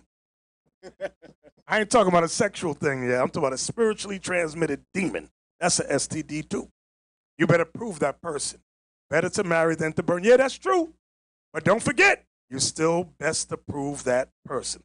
Give me 1 Peter 3:7. They too had a volatile relationship. She would hum and sing. Like that movie, remember that show Bad Boys? When I think it was Martin Lawrence's character had to go to anger management and go, ooh, sa. Ooh, they give you certain things to just purge the anger from you, distract the anger, because you want to smack somebody upside the head. So read that for us, 1 Peter 3:7. We're going to read down. Watch this. This goes back to the relationship we just saw. The book of 1 Peter, chapter 3 and verse 7. Likewise, ye husbands, dwell with them according to knowledge. You brothers, you get married, dwell with that woman according to knowledge. Give me the precept, Malachi 2:7, please. We're coming back to Peter. Dwell with them according to knowledge. The book of Malachi, chapter 2 and verse 7. Come on. For the priest's lips should keep knowledge, and they should seek the law at his mouth. So the knowledge God is making reference to is the law of God. So when we go back to 1 Peter chapter 3, verse 7, once again. Likewise, ye husbands, dwell with them according to knowledge. You husbands, dwell with them according, and it goes to you, because guess what? As the husband, you're what, brothers? You're head of the house. That's why it's directed to you. That's why you can't, but it's the woman. The woman, no. You married her. Okay. So you, by God, is the head of the house. So it says, likewise, you husbands, dwell with them according to knowledge, meaning the laws of God. Read. Giving honor unto the wife as the weaker vessel. Giving honor unto the wife as unto the weaker vessel, meaning the Lord is dealing with you first and foremost. Not to say God don't deal with the woman, but you as the head, he's dealing with you. It's your job to get down into this book and apply and set everything in order. It's your job, not her job. It's your job. When Jacob's wife, Rachel, stole idols, what did Jacob say? Nobody knows. Wow. Somebody find it for me in Genesis. Let me, Laba talk. Okay. Read that. 36 and what? 35 and 2. Thank you. 35 and 2. Start at 1. The book of Genesis, chapter 35 and verse 1. This is after Rachel stole her father's idols. And God said unto Jacob, Arise, go up to Bethel and dwell there, and make them an altar unto God, that appeared unto thee when thou fleddest from the face of Esau thy brother. Then Jacob said unto his household, and to all that were with him, Put away the strange gods that are among you, and be clean, and change your garments. So Jacob did what? He commanded his house. Before Jacob went to deal with the Lord, he had to get his house in order. So likewise, the same with you, brothers. So when we go back to 1 Peter chapter 3, that's why it's directed to the husband. Read that again. The book of 1 Peter chapter 3, verse 7. Likewise, ye husbands, dwell with them according to knowledge, giving honor unto the wife as unto the weaker vessel, and as being heirs together of the grace of life. What you got to realize, although God is dealing with the man, he's also dealing with the woman. That's why it says as being heirs together. Together. Right? To the grace of life, that your prayers be not hindered. Your marriage is falling apart because God's not answering your prayers.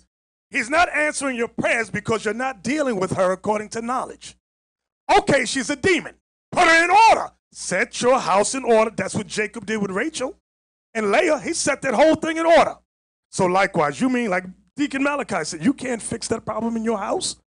You're on the street correcting everybody's problem, but you can't correct your home. That's called a hypocrite. Read on. Verse 8. Finally, be ye all of one mind, having compassion one for another. Love as brethren. Be pitiful. Be courteous. So the same thing that deals with the platonic friendship, like we discussed at the beginning, goes with the marriage. It says, finally, be ye all of one mind, having compassion one of another. Love as brethren. Some sisters have said, you love the brothers more than me. Find me that scripture where it says about friends never meet amiss, but above them both is a man with his wife. It's in Sirach. Find me that. It says find me that. Okay, find me that before we move on. Yeah, hey, I love you, brothers, but I ain't love you more than my wife, man. I tell you all straight right now. I found it. Yeah.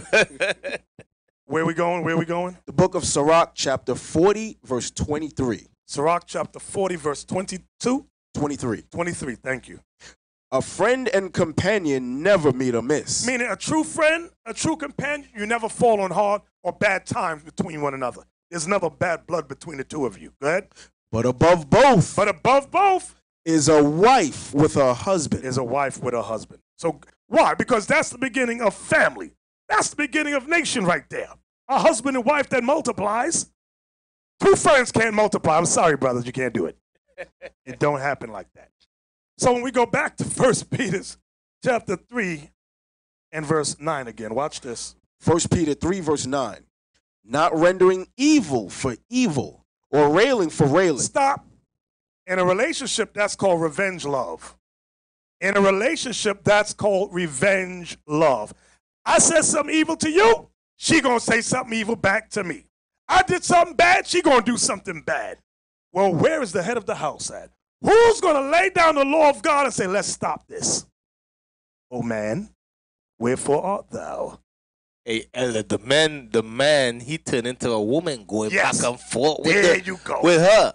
You know, and I keep telling brothers, listen, you don't go back and forth arguing with your wife. Only females do that. You know, so that's where the evil for evil, railing for railing begins. The revenge stuff. She says something to hurt you, you say back something to hurt her. You know, and it just keep getting worse and worse and worse. Now you all hate each other. Exactly. You know? And that's what we saw in the divorce court that we just saw, that revenge love. Read that again, verse 9. 1 Peter 3 and 9. Not rendering evil for evil or railing for railing, but contrariwise blessing. Contrariwise means do the opposite. Go ahead. But contrariwise blessing. Blessing. Go ahead. Knowing that ye are thereunto called, that ye should inherit a blessing. So we got to start to do the opposite. She says something evil, brothers, give her a blessing. Say something kind to us. You know what? Give me that in Proverbs 15:1, and you women got to learn this too. Proverbs 15:1.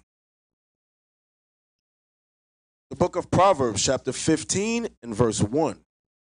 A soft answer turneth away wrath. So when he or she says something evil to you, give a soft answer. Give a blessing in a soft tone. It's going to calm down the demons. See, the Lord has given us keys and principles how to solve and fix not just our friends, our friendship, but our relationships if we just apply the keys.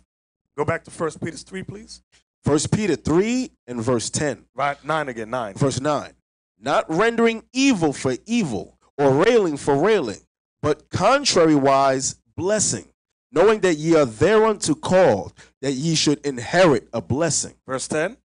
For he that will love life and see good days, let him refrain his tongue from evil, and his lips that they should speak no guile. You hear that, brother? So you want to have a good relationship, just like you want to have a good relationship with your wife and the brothers around you?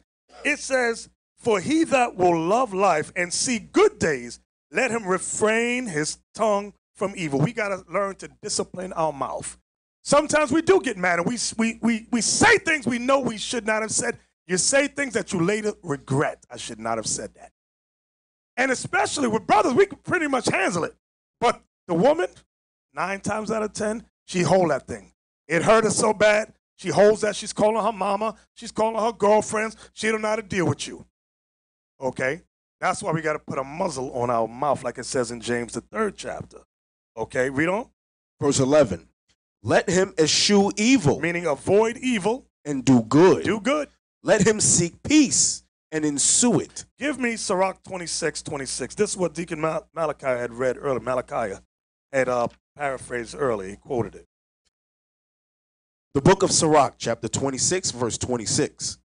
A woman that honoreth her husband shall be judged wise of all. So you sisters, if you honor your husband, you shall be counted wise of all. Go ahead. But she that dishonoreth him in her pride. But if you dishonor your husband out of pride, sisters, go ahead, shall be counted ungodly of all. You're going to be the worst type of woman. You know why, sisters? The Bible says a husband and wife are what, brothers? One flesh. So if she's dishonoring you, guess what she's also doing? She's dishonoring herself. Read the verse again. A woman that honoreth her husband shall be judged wise of all, but she that dishonoreth him in her pride shall be counted ungodly of all. That's what God says. What verse was that? That was 26. Read on. Verse 27. A loud crying woman and a scold shall be sought out to drive away the enemies. So the only use for a big mouth woman is to drive out your enemy. When a bill collector called, put her on the phone. That's the only use. You married a big mouth woman. Okay? So, next I'd like to address the religious hypocrite woman. This is the woman that quotes scripture, that Jezebel type. One who uses scriptures but does not believe the scripture. Give me the video. It's called Melanated Multiverse. It's on Facebook. You can X out of that. We don't need this anymore.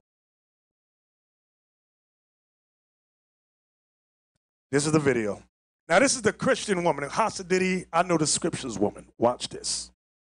The most interesting thing I saw in the compatibility test were your answers to what you wanted from a spouse and what you would give a spouse. Because I've never heard of... Way to go. Right there, right there. So this is before the marriage. What Judge Lynn, what's her name, Taylor or Toller, would do is have them take some kind of test like their likes and dislikes, things of that nature. Go ahead, play. The most interesting thing I saw in the compatibility test were your answers to what you wanted from a spouse and what you would give a spouse. Because I've never heard a woman say it quite like this before. You said, I want my spouse to be the leader of our family, a good one, and in return, I will give him submission. Now, which, if that's the way you want to roll, that's cool. But right here, I'm not seeing any of that. It seems that you're awfully in charge and dictatorial about what goes on in the home. Pause right there. Pause right there. Now, when you initially heard that she wants a man to be in charge, she will give submission. That all sounds good, brother. And believe me, that's what the majority of them will say. Majority of the sisters in this truth will say that. That's the right thing to say, but notice the follow-up. She said, but your actions show that you are dictatorial. What's the word she said? Dictatorial, meaning she's large and in charge. And when as we watch this, notice the countenance on the man. He's very soft-spoken. He's very shy and introverted. I tell you, I always say little skinny brothers, but you shy introvert brothers. Watch the loud sisters that want you. The reason she want you is not because you're the most handsomest man on earth, so that she can control you, make you shut up, sit down, go over there. Play on. It seems that you're awfully in charge and dictatorial about what goes on in the home. And my question to you is, if you're looking for leadership, don't you have to back off the demands a bit? Mm-hmm. Yeah, you do. Yet you see no inconsistency between your behavior and what you desire. Because I would really like to be able to put down the leadership thing and really let him pick it up. But that's why we're here, because I want to understand him.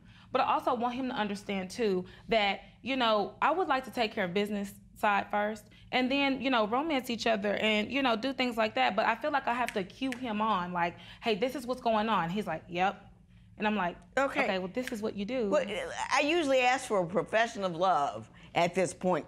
Just 15 seconds. What do you love about him? In 15 seconds, what I love about him, I love that he makes me laugh. I love that he comes home every night. I love that he keeps our Sunday traditions of going to church together as a family. I love that about him. Like, that's good. 15 seconds, right? That was horrifying. Oh, my God. I got 15 seconds. I love how my husband cares for me. He's always looking out for me. He worries about me. He does, you know, you talk about he comes home. He does go that used to be an he issue. goes to church. It's like, you know, it's nothing about his person that you love. Like, he's very endearing or entertaining. He's got a good heart. None of that. It's just he meets some of these checklist duties that you have for him. Isn't that what you heard? Yes. Well, I don't have much time, so I'm gonna do what's on my heart. If I were your mother, I would tell you to step up and stand up. I would tell you, don't worry about pleasing her. I would tell you, worrying about what you do and what you think is the right thing to do, because she is running you. And she doesn't even like the fact that she is running you. But she can't seem to stop herself, so you need to stop her. Do you know what I'm saying? You know, step up, man up. She's just running you and telling you what to do. I don't know how you take it. You know what I'm saying? Well, I don't disagree with some of the stuff that she says. It's just the consistency of it. It's the way she says it. Yeah. Maybe hop to. Yeah. You know, if you want love, if you want romance, if you want to be treated softly and well, you got to be a little soft. You got to be a little romantic. You can't be a drill sergeant and wonder why he's not kissing you on the neck. Nobody wants to kiss a drill sergeant on the neck. That would be my recommendation to you. I think you should get married. I'll give you your marriage license. I think you should get married, but you both need to work on yourselves in the manner I so designated. This matter is adjourned. That right there. So, nobody wants to kiss a drill sergeant, sisters. So you sisters that are large and in charge, brothers don't like that thing. You want to be treated softly and kindly? Well, you got to be a little soft. In other words, you got to be a little, what's the word? Feminine. Some of you need to go to charm school and learn that thing. How to be feminine. Some of you don't know that thing. Give me Proverbs 31. Now, what the judge said, she said, if I was your mama, I would tell you A, B, C, and D. Guess what? That's what a mother's supposed to do. Proverbs 31, that's exactly what happened to Lemuel, which was another name. I think some books say it was a nickname for Solomon. Proverbs 31. Jump down, I think it's verse 4 or 6, where she says, is it for kings to, I'm not looking. Verse 4. Verse 4. Okay, you got me? Go ahead. The book of Proverbs, chapter 31 and verse 4. It is not for kings. Wait, start at verse 1. Let me hear 1. Verse 1. The words of King Lemuel, the prophecy that his mother taught him. The prophecy that his mama taught him. So that's why the judge said, if I was your mother, this is what I would instruct you to do. That's what a mother's supposed to instruct the son, what to look for in a woman, how to conduct yourself as a man. Well, that goes for the father's part. But a mother's supposed to know that stuff too. Now jump down to verse 4. Verse 4. It is not for kings, O Lemuel. It is not for kings. Wait. 3. Verse 3. Give not thy strength unto women. That's what some of you brothers do.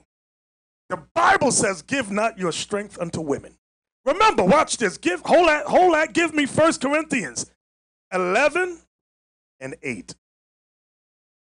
Give not your strength unto women. Some of you brothers fall in love and lose yourself in the vajayjay. You're just gone. The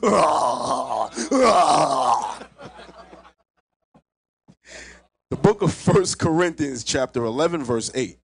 For the man is not of the woman. In creation, man was not made from the woman. Go ahead. But the woman of the man. The woman was made from Adam. Go ahead. Paul is saying don't forget that.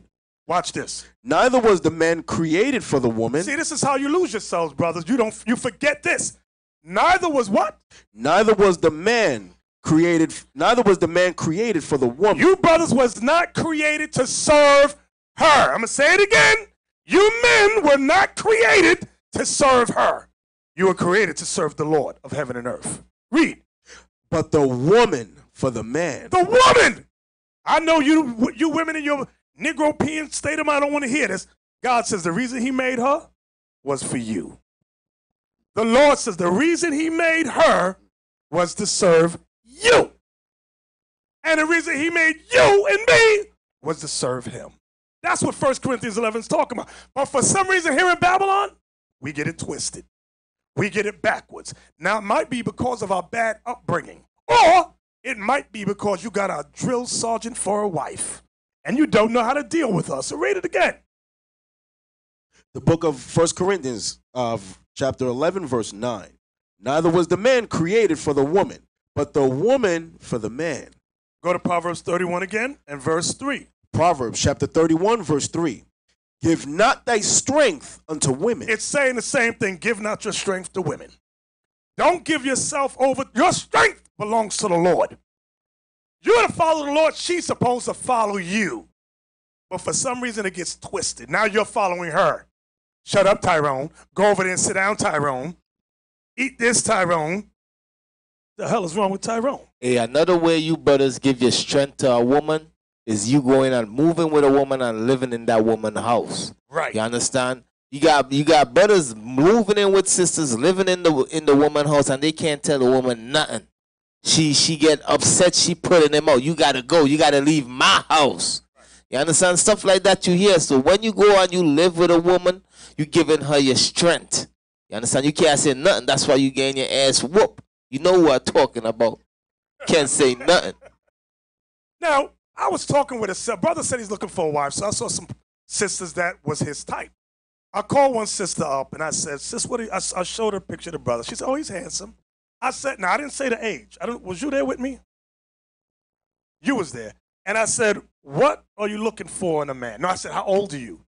And she said, she gave the age, and she said she's looking for a man 10 years younger than her. Who can figure out why? Who can figure out why? Nobody knows why? Let me hear you. Right here. Yeah, stand up. 10 years younger.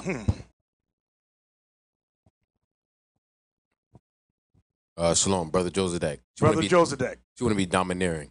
She wants to be domineering. She wants to be that drill sergeant. She don't want a husband. She wants a boy toy. I'm going to say it again. She wants a boy toy. Somebody younger, inexperienced, don't know whether he's coming or going. She can say, "Tyrone, shut up, sit down, go over there, lift your leg, do this. Go to the side now. Hold me back here, do this." That's what she wants. I said, she ain't ready for a husband. Because a husband's supposed to take the what? The lead. He's the head of that. She don't want that. In her talk alone, she didn't know what I was asking her. I said, she's not ready for a husband.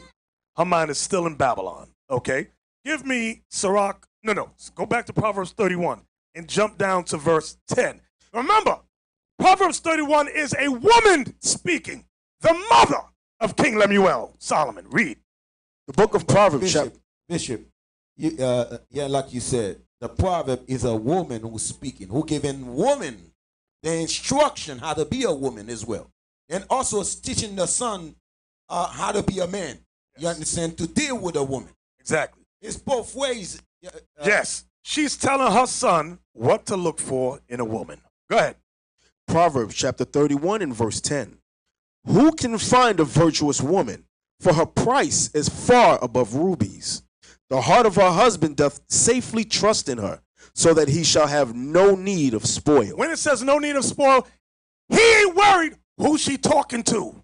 Is she having sex with somebody else? Is she texting someone else? Oh, God. He ain't worried about that. The mother taught him to find a virtuous woman. That's above gold. A woman who you could trust. She could go to the other side of the earth. You ain't worried about her. She's good. Because why? You have proven her to be a virtuous woman, to have her head in these scriptures. Read on. Verse 11. Verse 12. She will do him good and not evil all the days of her life. But some of you brothers, you hook up with a round-the-way girl. You get hooked up with a skank. Now she go around the corner.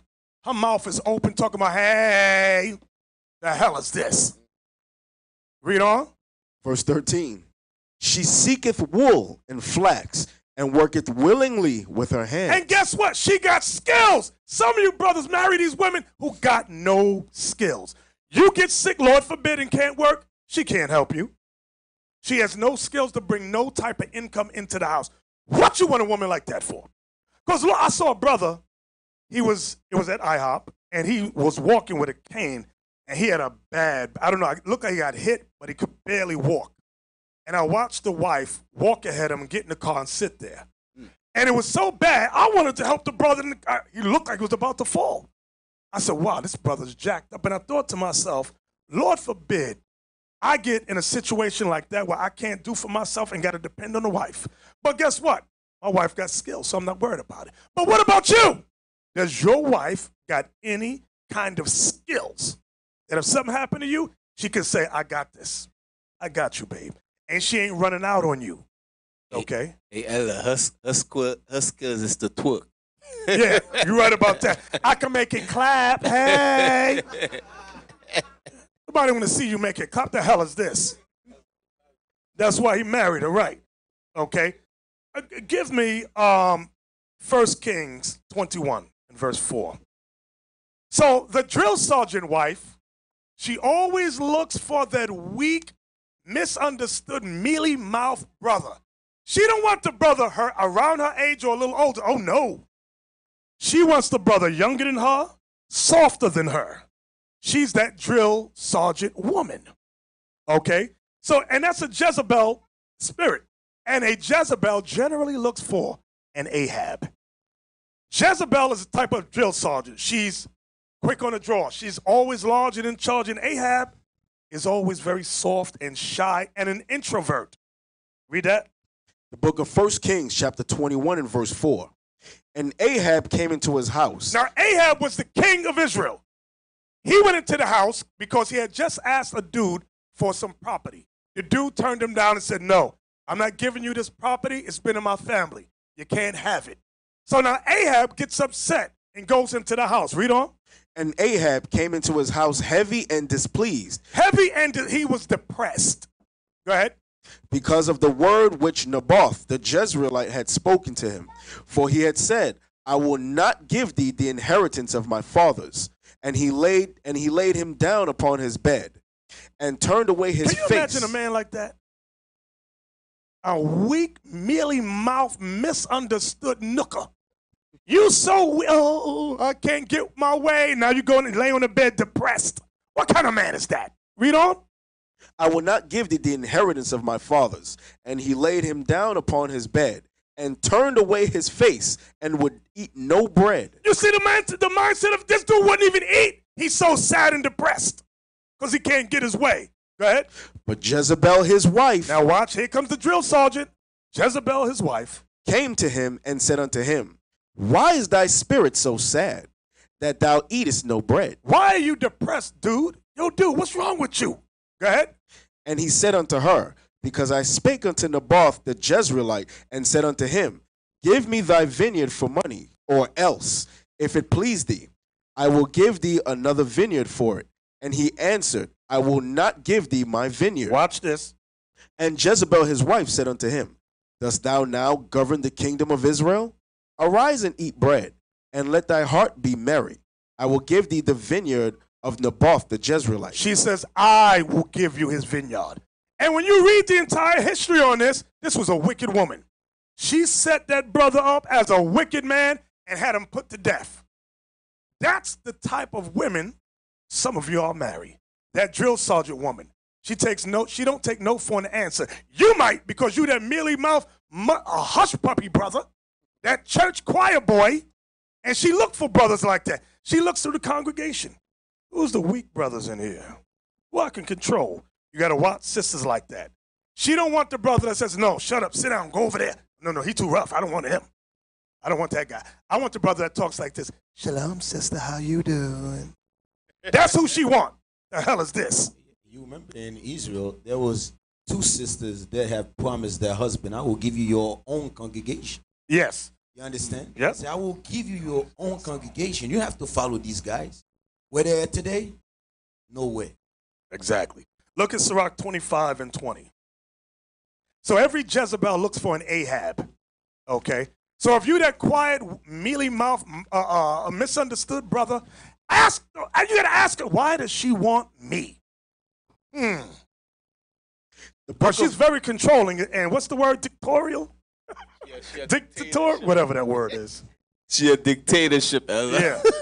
Oh, we on the highway. Exactly. Read that. The book of Sirach, chapter 25 and verse 20. As the climbing up a sandy way is to the feet of the aged, so is a wife full of words to a quiet man. See that? A woman that got a big mouth, always got something to say. She looks for that quiet brother. And she's going to destroy your spirit. You can't get her to shut up. There's no such thing as quiet in the house. No such thing. And some of you get married and you regret that I rather dare marry this hoe. Because she don't shut up. She's always on me. Do this, do that, go over there. Hey, you know what? She's the type of woman, she'll go out someplace and say, when I get back, I want you to wash the dishes, do the laundry, clean the walls, by the way. Put up new curtains. Are you kidding me? You ain't Mr. Mom. And there have been sisters, listen to what I'm about to say now. Women have written us and said, can my husband help me with the chores at home? And my answer is, that ain't my business. That's my second answer. My first answer is, hell no. That's my first answer. My second one is, that ain't my business. Give me the scripture in Timothy about the woman. Let her marry, bear children. You know what I want? Guide the house, that one. So, brothers, do you ask the sisters to go to camp with you and read? Do you ask the sisters to hold post for you when you're getting spit on and thrown stuff at, brothers? No, you don't ask her that, but she want to ask you, share the housework with me. Sister, that's your job. All you male chauvinist niggas up there. That's what some of them is thinking, you're a male chauvinist. No, sister, you're a feminist. I'm not a chauvinist at all. I'm going to give you scripture. That's all I can give you. So you're either going to go with what God says or with what the white man say. Read that for me. Where we going? The book of 1 Timothy, chapter 5 and verse 14. Get mad if you want, sisters. Get mad. I don't care. You can write me 100. Some of them is typing right now. Go ahead. I will therefore that the younger women marry. All you young women, get married. Go ahead. Bear children. You sisters have children. Brothers, you okay with a sister that says, I want to put my career first? Oh, okay. And a sister, here you are, you 40, she 45. She's talking about, I'm putting my career first. Hey, what's the term? The clock is ticking. You got like 5 more years to pop out a baby. Read that again. I will therefore that the younger woman marry, bear children, guide the house. Guide the house is what we want. Guide the house means take care of the house. That's what that means. Take care of the house. That's the Lord speaking through Paul. That ain't something we made up because we are, what's the word? You're a misogynist. You hate, no, we don't hate women. We love women. We're trying to set the nation back in order because the white man turned everything upside down. Now, brothers, I will say this. If your wife is sick and or ailing, she has a newborn, she cannot do certain things. Some women are on bed rest because they just had the baby. You know, you can either A, bring another sister in to help. You can pay the sister some money to take care of the house. Cook the food. Pay her some money to do it for you. Or then you have the choice if you want to do it yourself. The choice is yours. But I generally try to stay out of that. I don't like getting involved in male-female relationships when it comes to that. Like she'll say, can you tell him to give me some more? That ain't my job to tell him to give you more money. Sister, if you want more money, try speaking nice. Try being kind to him. Try being loving. Try being feminine. And you know, brothers, you get a wallet. Your wife wants some money. Yeah, hold it. Give me a wallet. Give me a wallet. Give me a wallet. You got a wallet, lover? My wallet's way down in my pant leg. Okay, here you go. How much you want? She go, well, what you got? He go.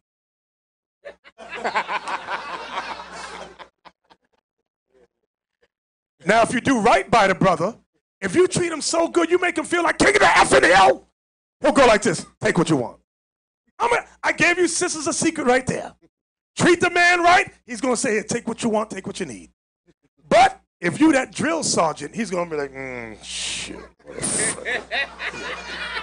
I'm telling you. What are you going to say, Malachi?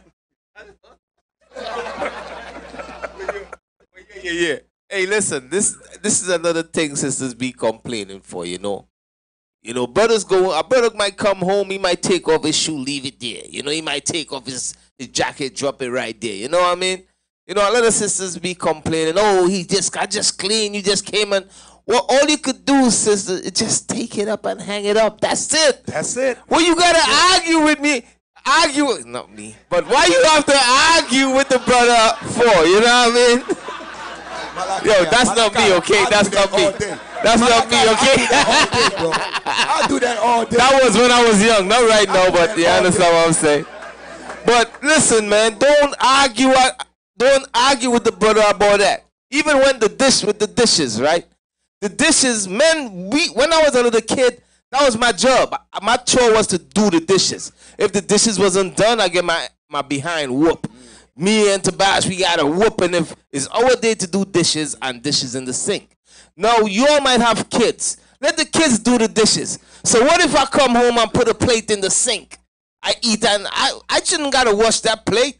I got kids. Let them wash it or let the woman wash it. There you go. That's you know what I mean? I just did the dishes. You just leave the plate in the sink. Come on, man. And you do hard laborers work. Yeah. So that job, everybody can't do his job. No, I know I ain't doing it. But this is what I'm saying. Sisters, you all don't, when things like that, you all don't bug out the butt over. Just pick it up. Send a simple thing like that. He comes home, he's hot, he's sweaty from a hard day's work. He might take his socks off, they stink, they sweaty. He throws them. They sticks to the wall. He takes his drawers off, he throws them. They stick to the ceiling. Peel them off and wash them. That's all. That's all you can do. That's it. We come home hot from a hard day's of work. We want a bath, we want good food, and we want the S word. You know what we want. That's it. That's all we want. We're not hard to understand. That's all we want. But you don't listen to me when I talk. We do listen to you. When you're quiet, we listen. Don't say nothing, I listen. Give me Sirach 26:14.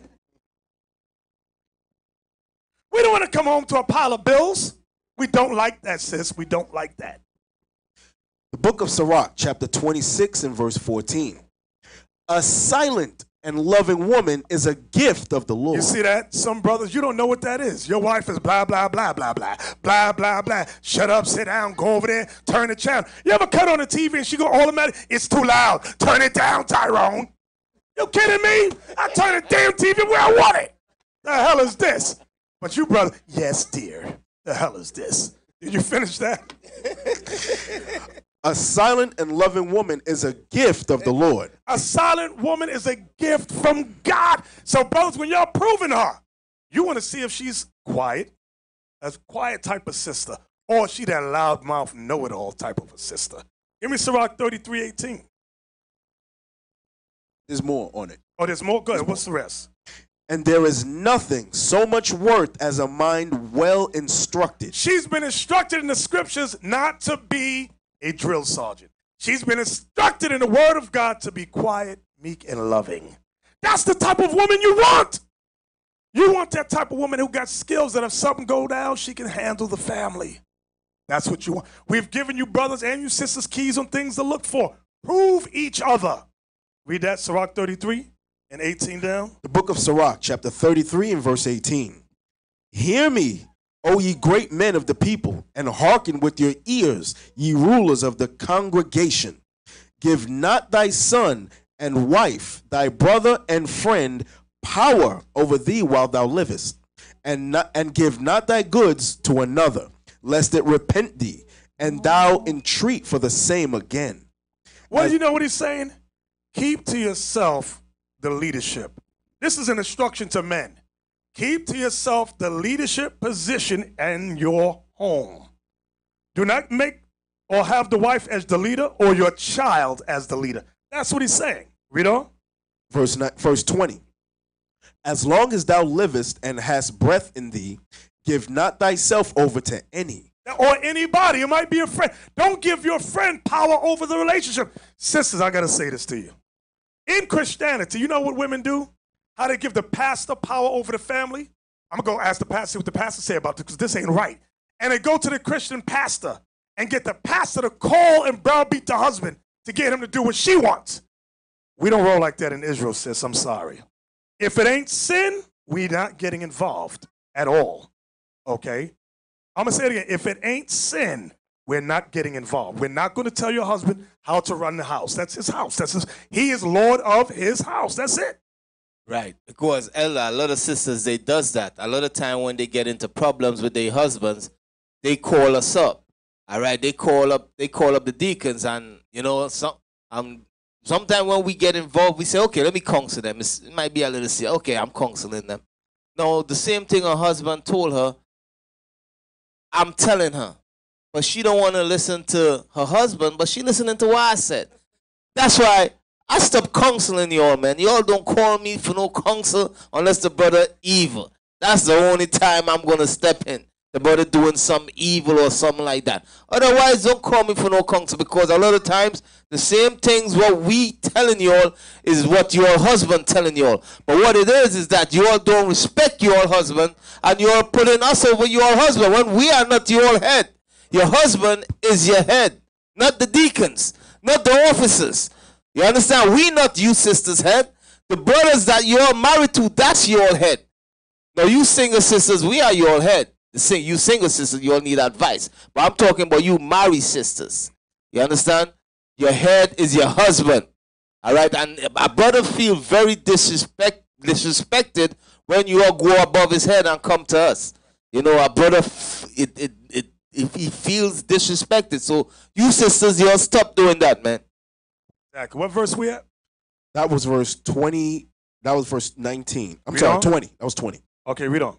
Verse 21. For better it is that thy children should seek to thee, than thou shouldest stand to their courtesy. So your children's supposed to come to you as the father, not the other way around. Go ahead. In all thy works, keep to thyself the preeminence. Read that again. In all thy works, keep to thyself the preeminence. Have the preeminence in your house, brothers. You sisters should not want a man that does not have preeminence. That was a problem with the last show we just saw. She said, I want a take charge man, a brother that takes leadership, but he ain't like that. Sister, you knew he wasn't like that when y'all were courting, when you was talking to him. You knew he was soft-spoken. You knew he was an introvert. You had to pull things out of him just to get him to talk. That's not a brother that's marriage material. Not yet. Not yet. So you sisters, listen good. You got these soft-spoken cats up in here. They're not ready yet. They still talk like this. Shalom. They can't even look you in the face. Shalom, sister, how you doing? He would have bowed his head to you. What the hell is this? It's crazy. Bishop, and what you said, can you read that scripture one more time? Sirach chapter 33, verse 22. In all thy works, keep to thyself the preeminence. The preeminence mean you call the shots. What happens a lot of times is in the courting stage, you're giving all the demands to whatever the woman wants. You're telling her, yes, dear, okay, dear, yes, dear. Then when y'all in real life relationship, marriage time, and things ain't working for you, now you want to take things back. And she's like, hell no. We started off this relationship with me running you, and it's staying that way. That's what it means by, in all thy works, keep to thyself preeminence. I've seen brother move where the woman want, work where the woman want him to work, give all the money over to the woman.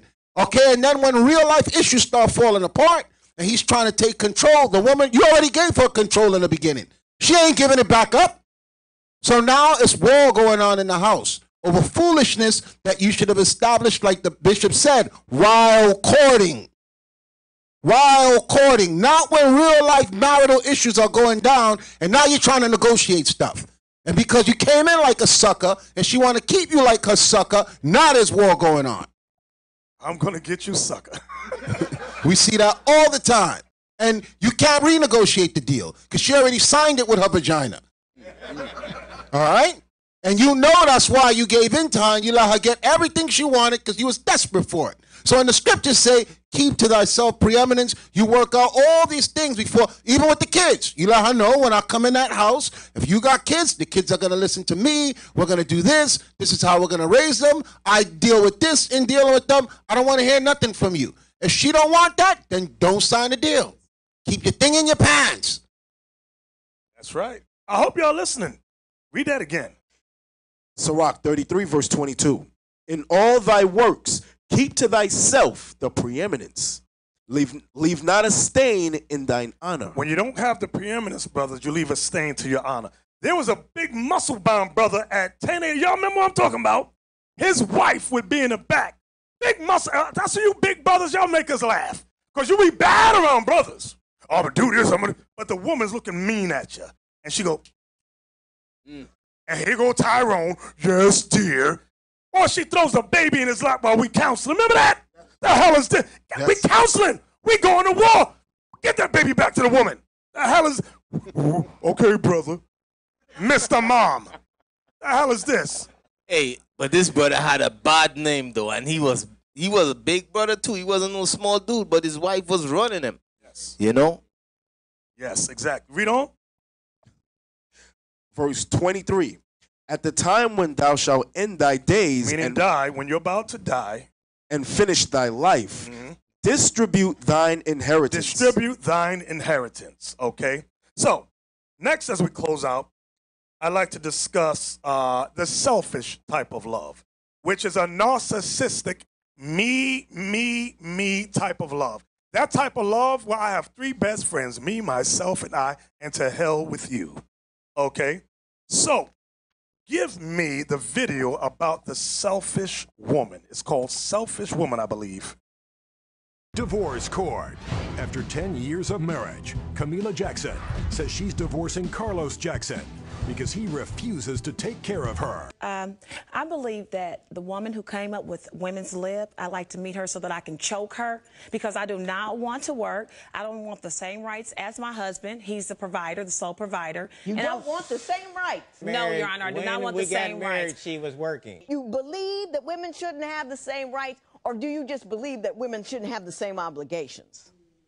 The same rights. Rights. I feel like a woman's place is in the house. My place is in the house. I'm a desperate housewife of Texas. I claim that. You know why? Because I feel like I should sit at home, get my hair done, get my nails done, be able to go to the tanning salon because I do enjoy tanning. Being a woman is about getting pampered, Carlos. If you realize that, we wouldn't be here today. So if your husband is the provider, he can tell you what to buy and what not to buy. You don't believe in that, do you? Absolutely not. Being a woman that's not what you think. Carlos refuses to get a second job so that I can have the things I don't need a second job. Okay, I'm sorry. You're right. Your Honor, I work 12 hours a day.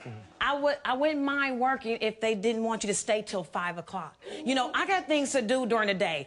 I got things to do. They want you to come in at 9, stay till 5. That's interrupting my daily schedule. I like to be able to... No, I'm serious. I'm serious. You know, I go get my nails done, get my hair done, go tanning. Ever since she has gotten a boob job, I don't know who she is anymore. Your Honor, on the defense of my boobs, I love my boobs. They're all mine. And I'm gonna get them bigger. And as soon as I can pick the money out of his pocket, I'm gonna get them about 2 sizes bigger. She don't do anything. I come home from work, I go to work at 8 o'clock in the morning, I come home about 8 o'clock at night. I gotta come home, I gotta cook something to eat. The kids standing around wondering who's gonna fix something to eat. Well, maybe if he gave me more money, I would cook. Mrs. Jackson, you mean to tell me this man goes to work all day long and he's got to come home and cook and clean because you in getting a tan and drinking Bloody Marys? Yeah. Your Honor, this man goes to work all day, and he has to come home and cook sometimes because he will not make enough money to get a cook, because I'm not a cook. Get a cook. To get a cook. We can have those things. We can have dinner ready, but he needs to get somebody to prepare that. Yeah, I'm busy. He's not taking care of me. What do you believe that you are contributing to the marital situation? I mean, everybody's got to put something on the table in a marriage. What are you providing to him? He's married to me. What is this? He's married to me. I was on the internet and I talked to an old friend, and Carlos had a heart attack. Whenever they bring out the quotes, I know we're in trouble. Yeah, that old friend. Yeah. No, I said a few things, and Carlos took them out of context, and he told my sons that. What things did he take out of context? Well, it was just like, I really, like the fact that you're my old friend. What? No. Yeah. She was flirting and acting a fool on the internet. Basically flirting, and I let my sons know that I was going to be leaving the house. Me and Mom were going to be breaking up because Mrs. Jackson, we're something that minor. Mrs. Jackson, were you trying to trade up? Absolutely not. Did this guy have more money than him?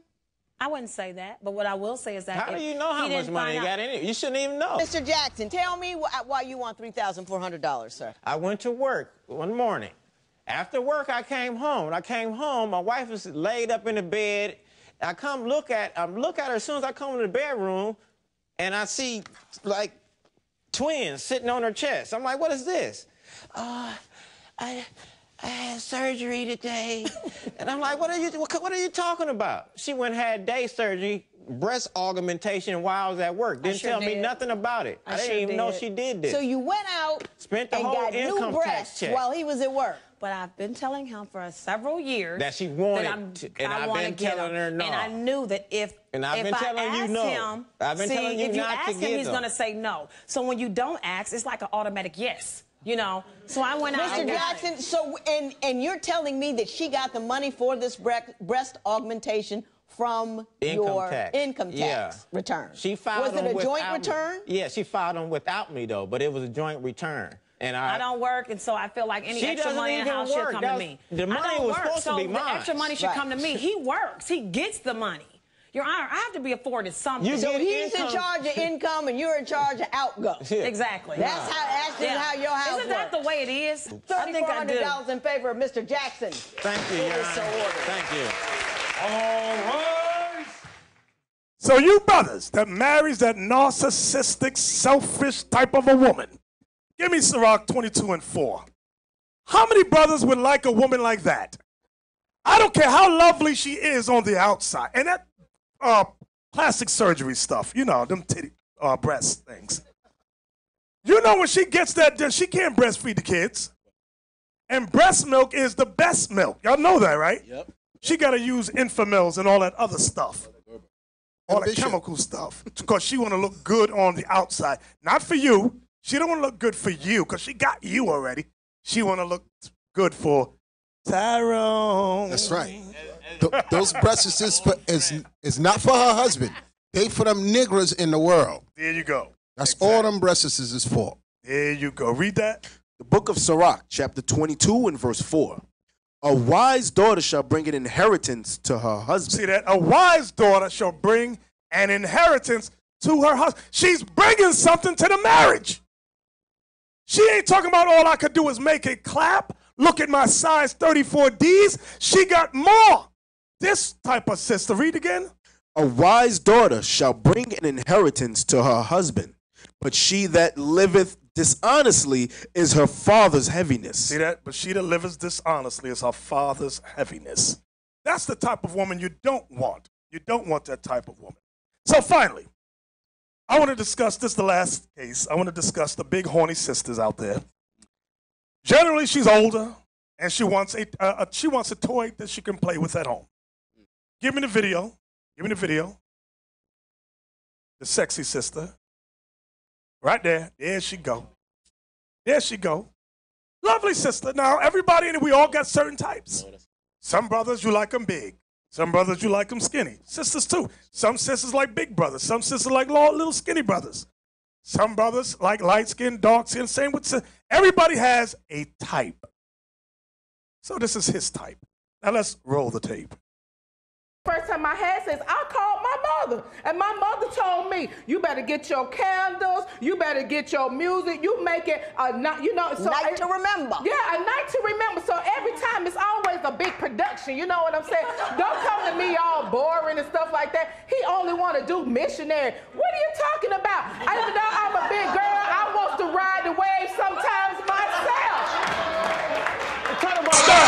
She said she want to ride the wave too. All you do is missionary. So now for you sisters that get that boring brother in the bed, it's shame on you. Now go back to the beginning. Some brothers, now sisters, some brothers here are virgins. Now you shouldn't frown on that. That may be a good thing.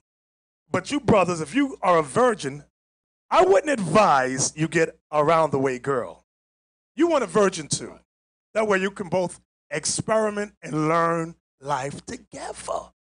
You don't want her telling you, put your leg over here, do it like this, shut up, sit down, put your mouth here, hum on it. You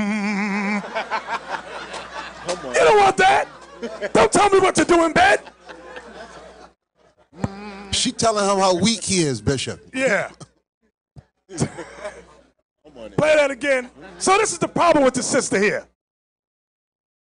The first time I had sex, I called my mother, and my mother told me, "You better get your candles, you better get your music, you make it a night, you know." So night to remember. Yeah, a night to remember. So every time it's always a big production. You know what I'm saying? Don't come to me all boring and stuff like that. He only want to do missionary. What are you talking about? Even though I'm a big girl, I want to ride the wave sometimes myself. Talking about riding the waves, riding the waves. Like, okay, now everybody likes everybody likes to smash, but everybody don't like to get crushed. Now see, come on. Wait.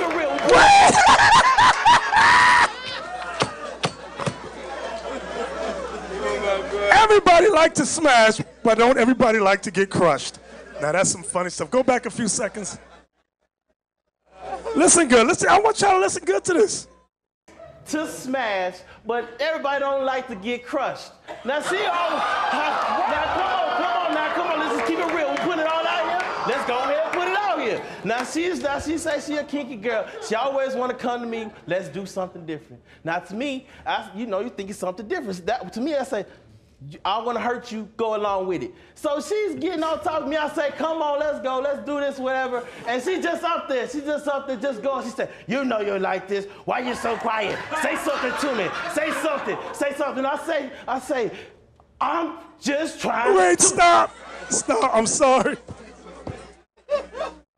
Some sisters, brother, they get it in. And they like to talk dirty. If you're one of those introvert brothers, don't get a sister that likes to talk like that. Go back a few seconds. Look at her face. She mad as hell. What the hell is this?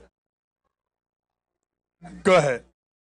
So she's getting on top of me. I say, come on, let's go, let's do this, whatever. And she's just up there, just going. She said, you know you're like this. Why you so quiet? Say something to me. Say something. I say, I'm just trying to breathe. I said, hey, stop. She always talking to me.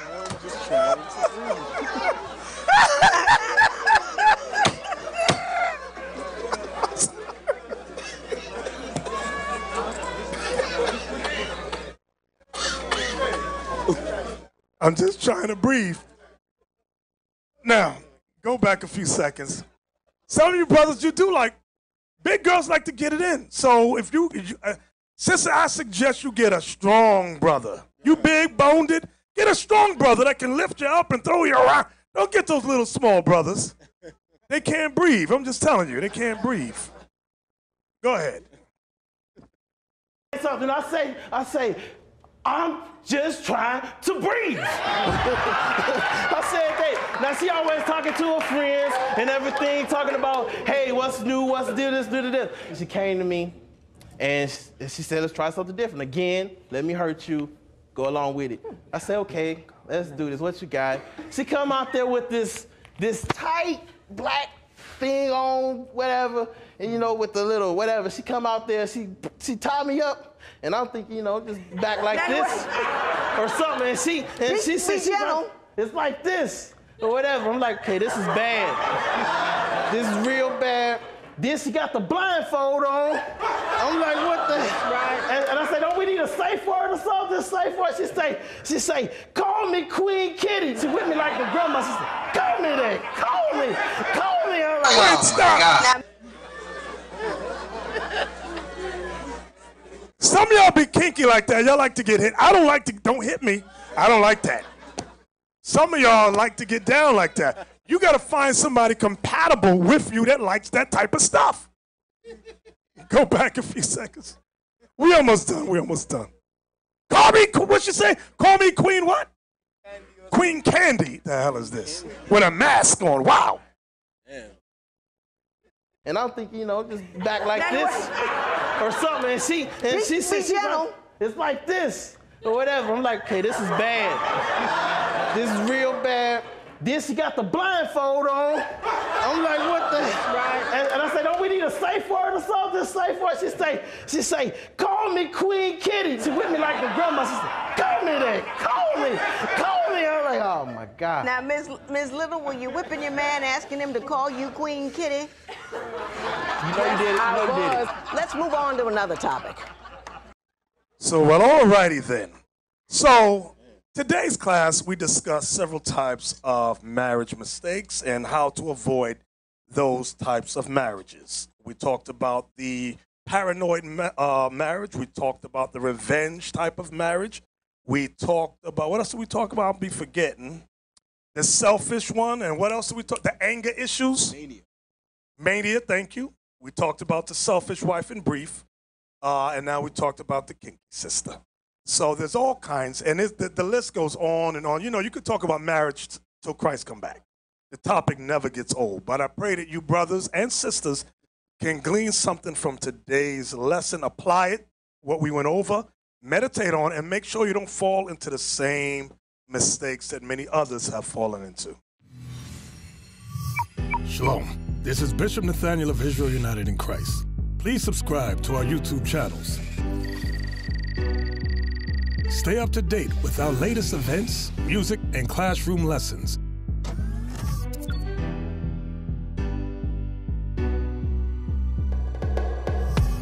IUIC plans to continue visiting different countries where this gospel has not been preached before. IUIC needs your help in pushing this truth.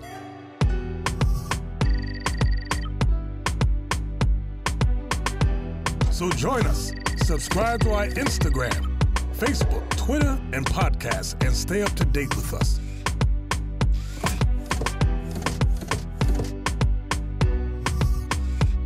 For more information, please visit www.israelunite.org.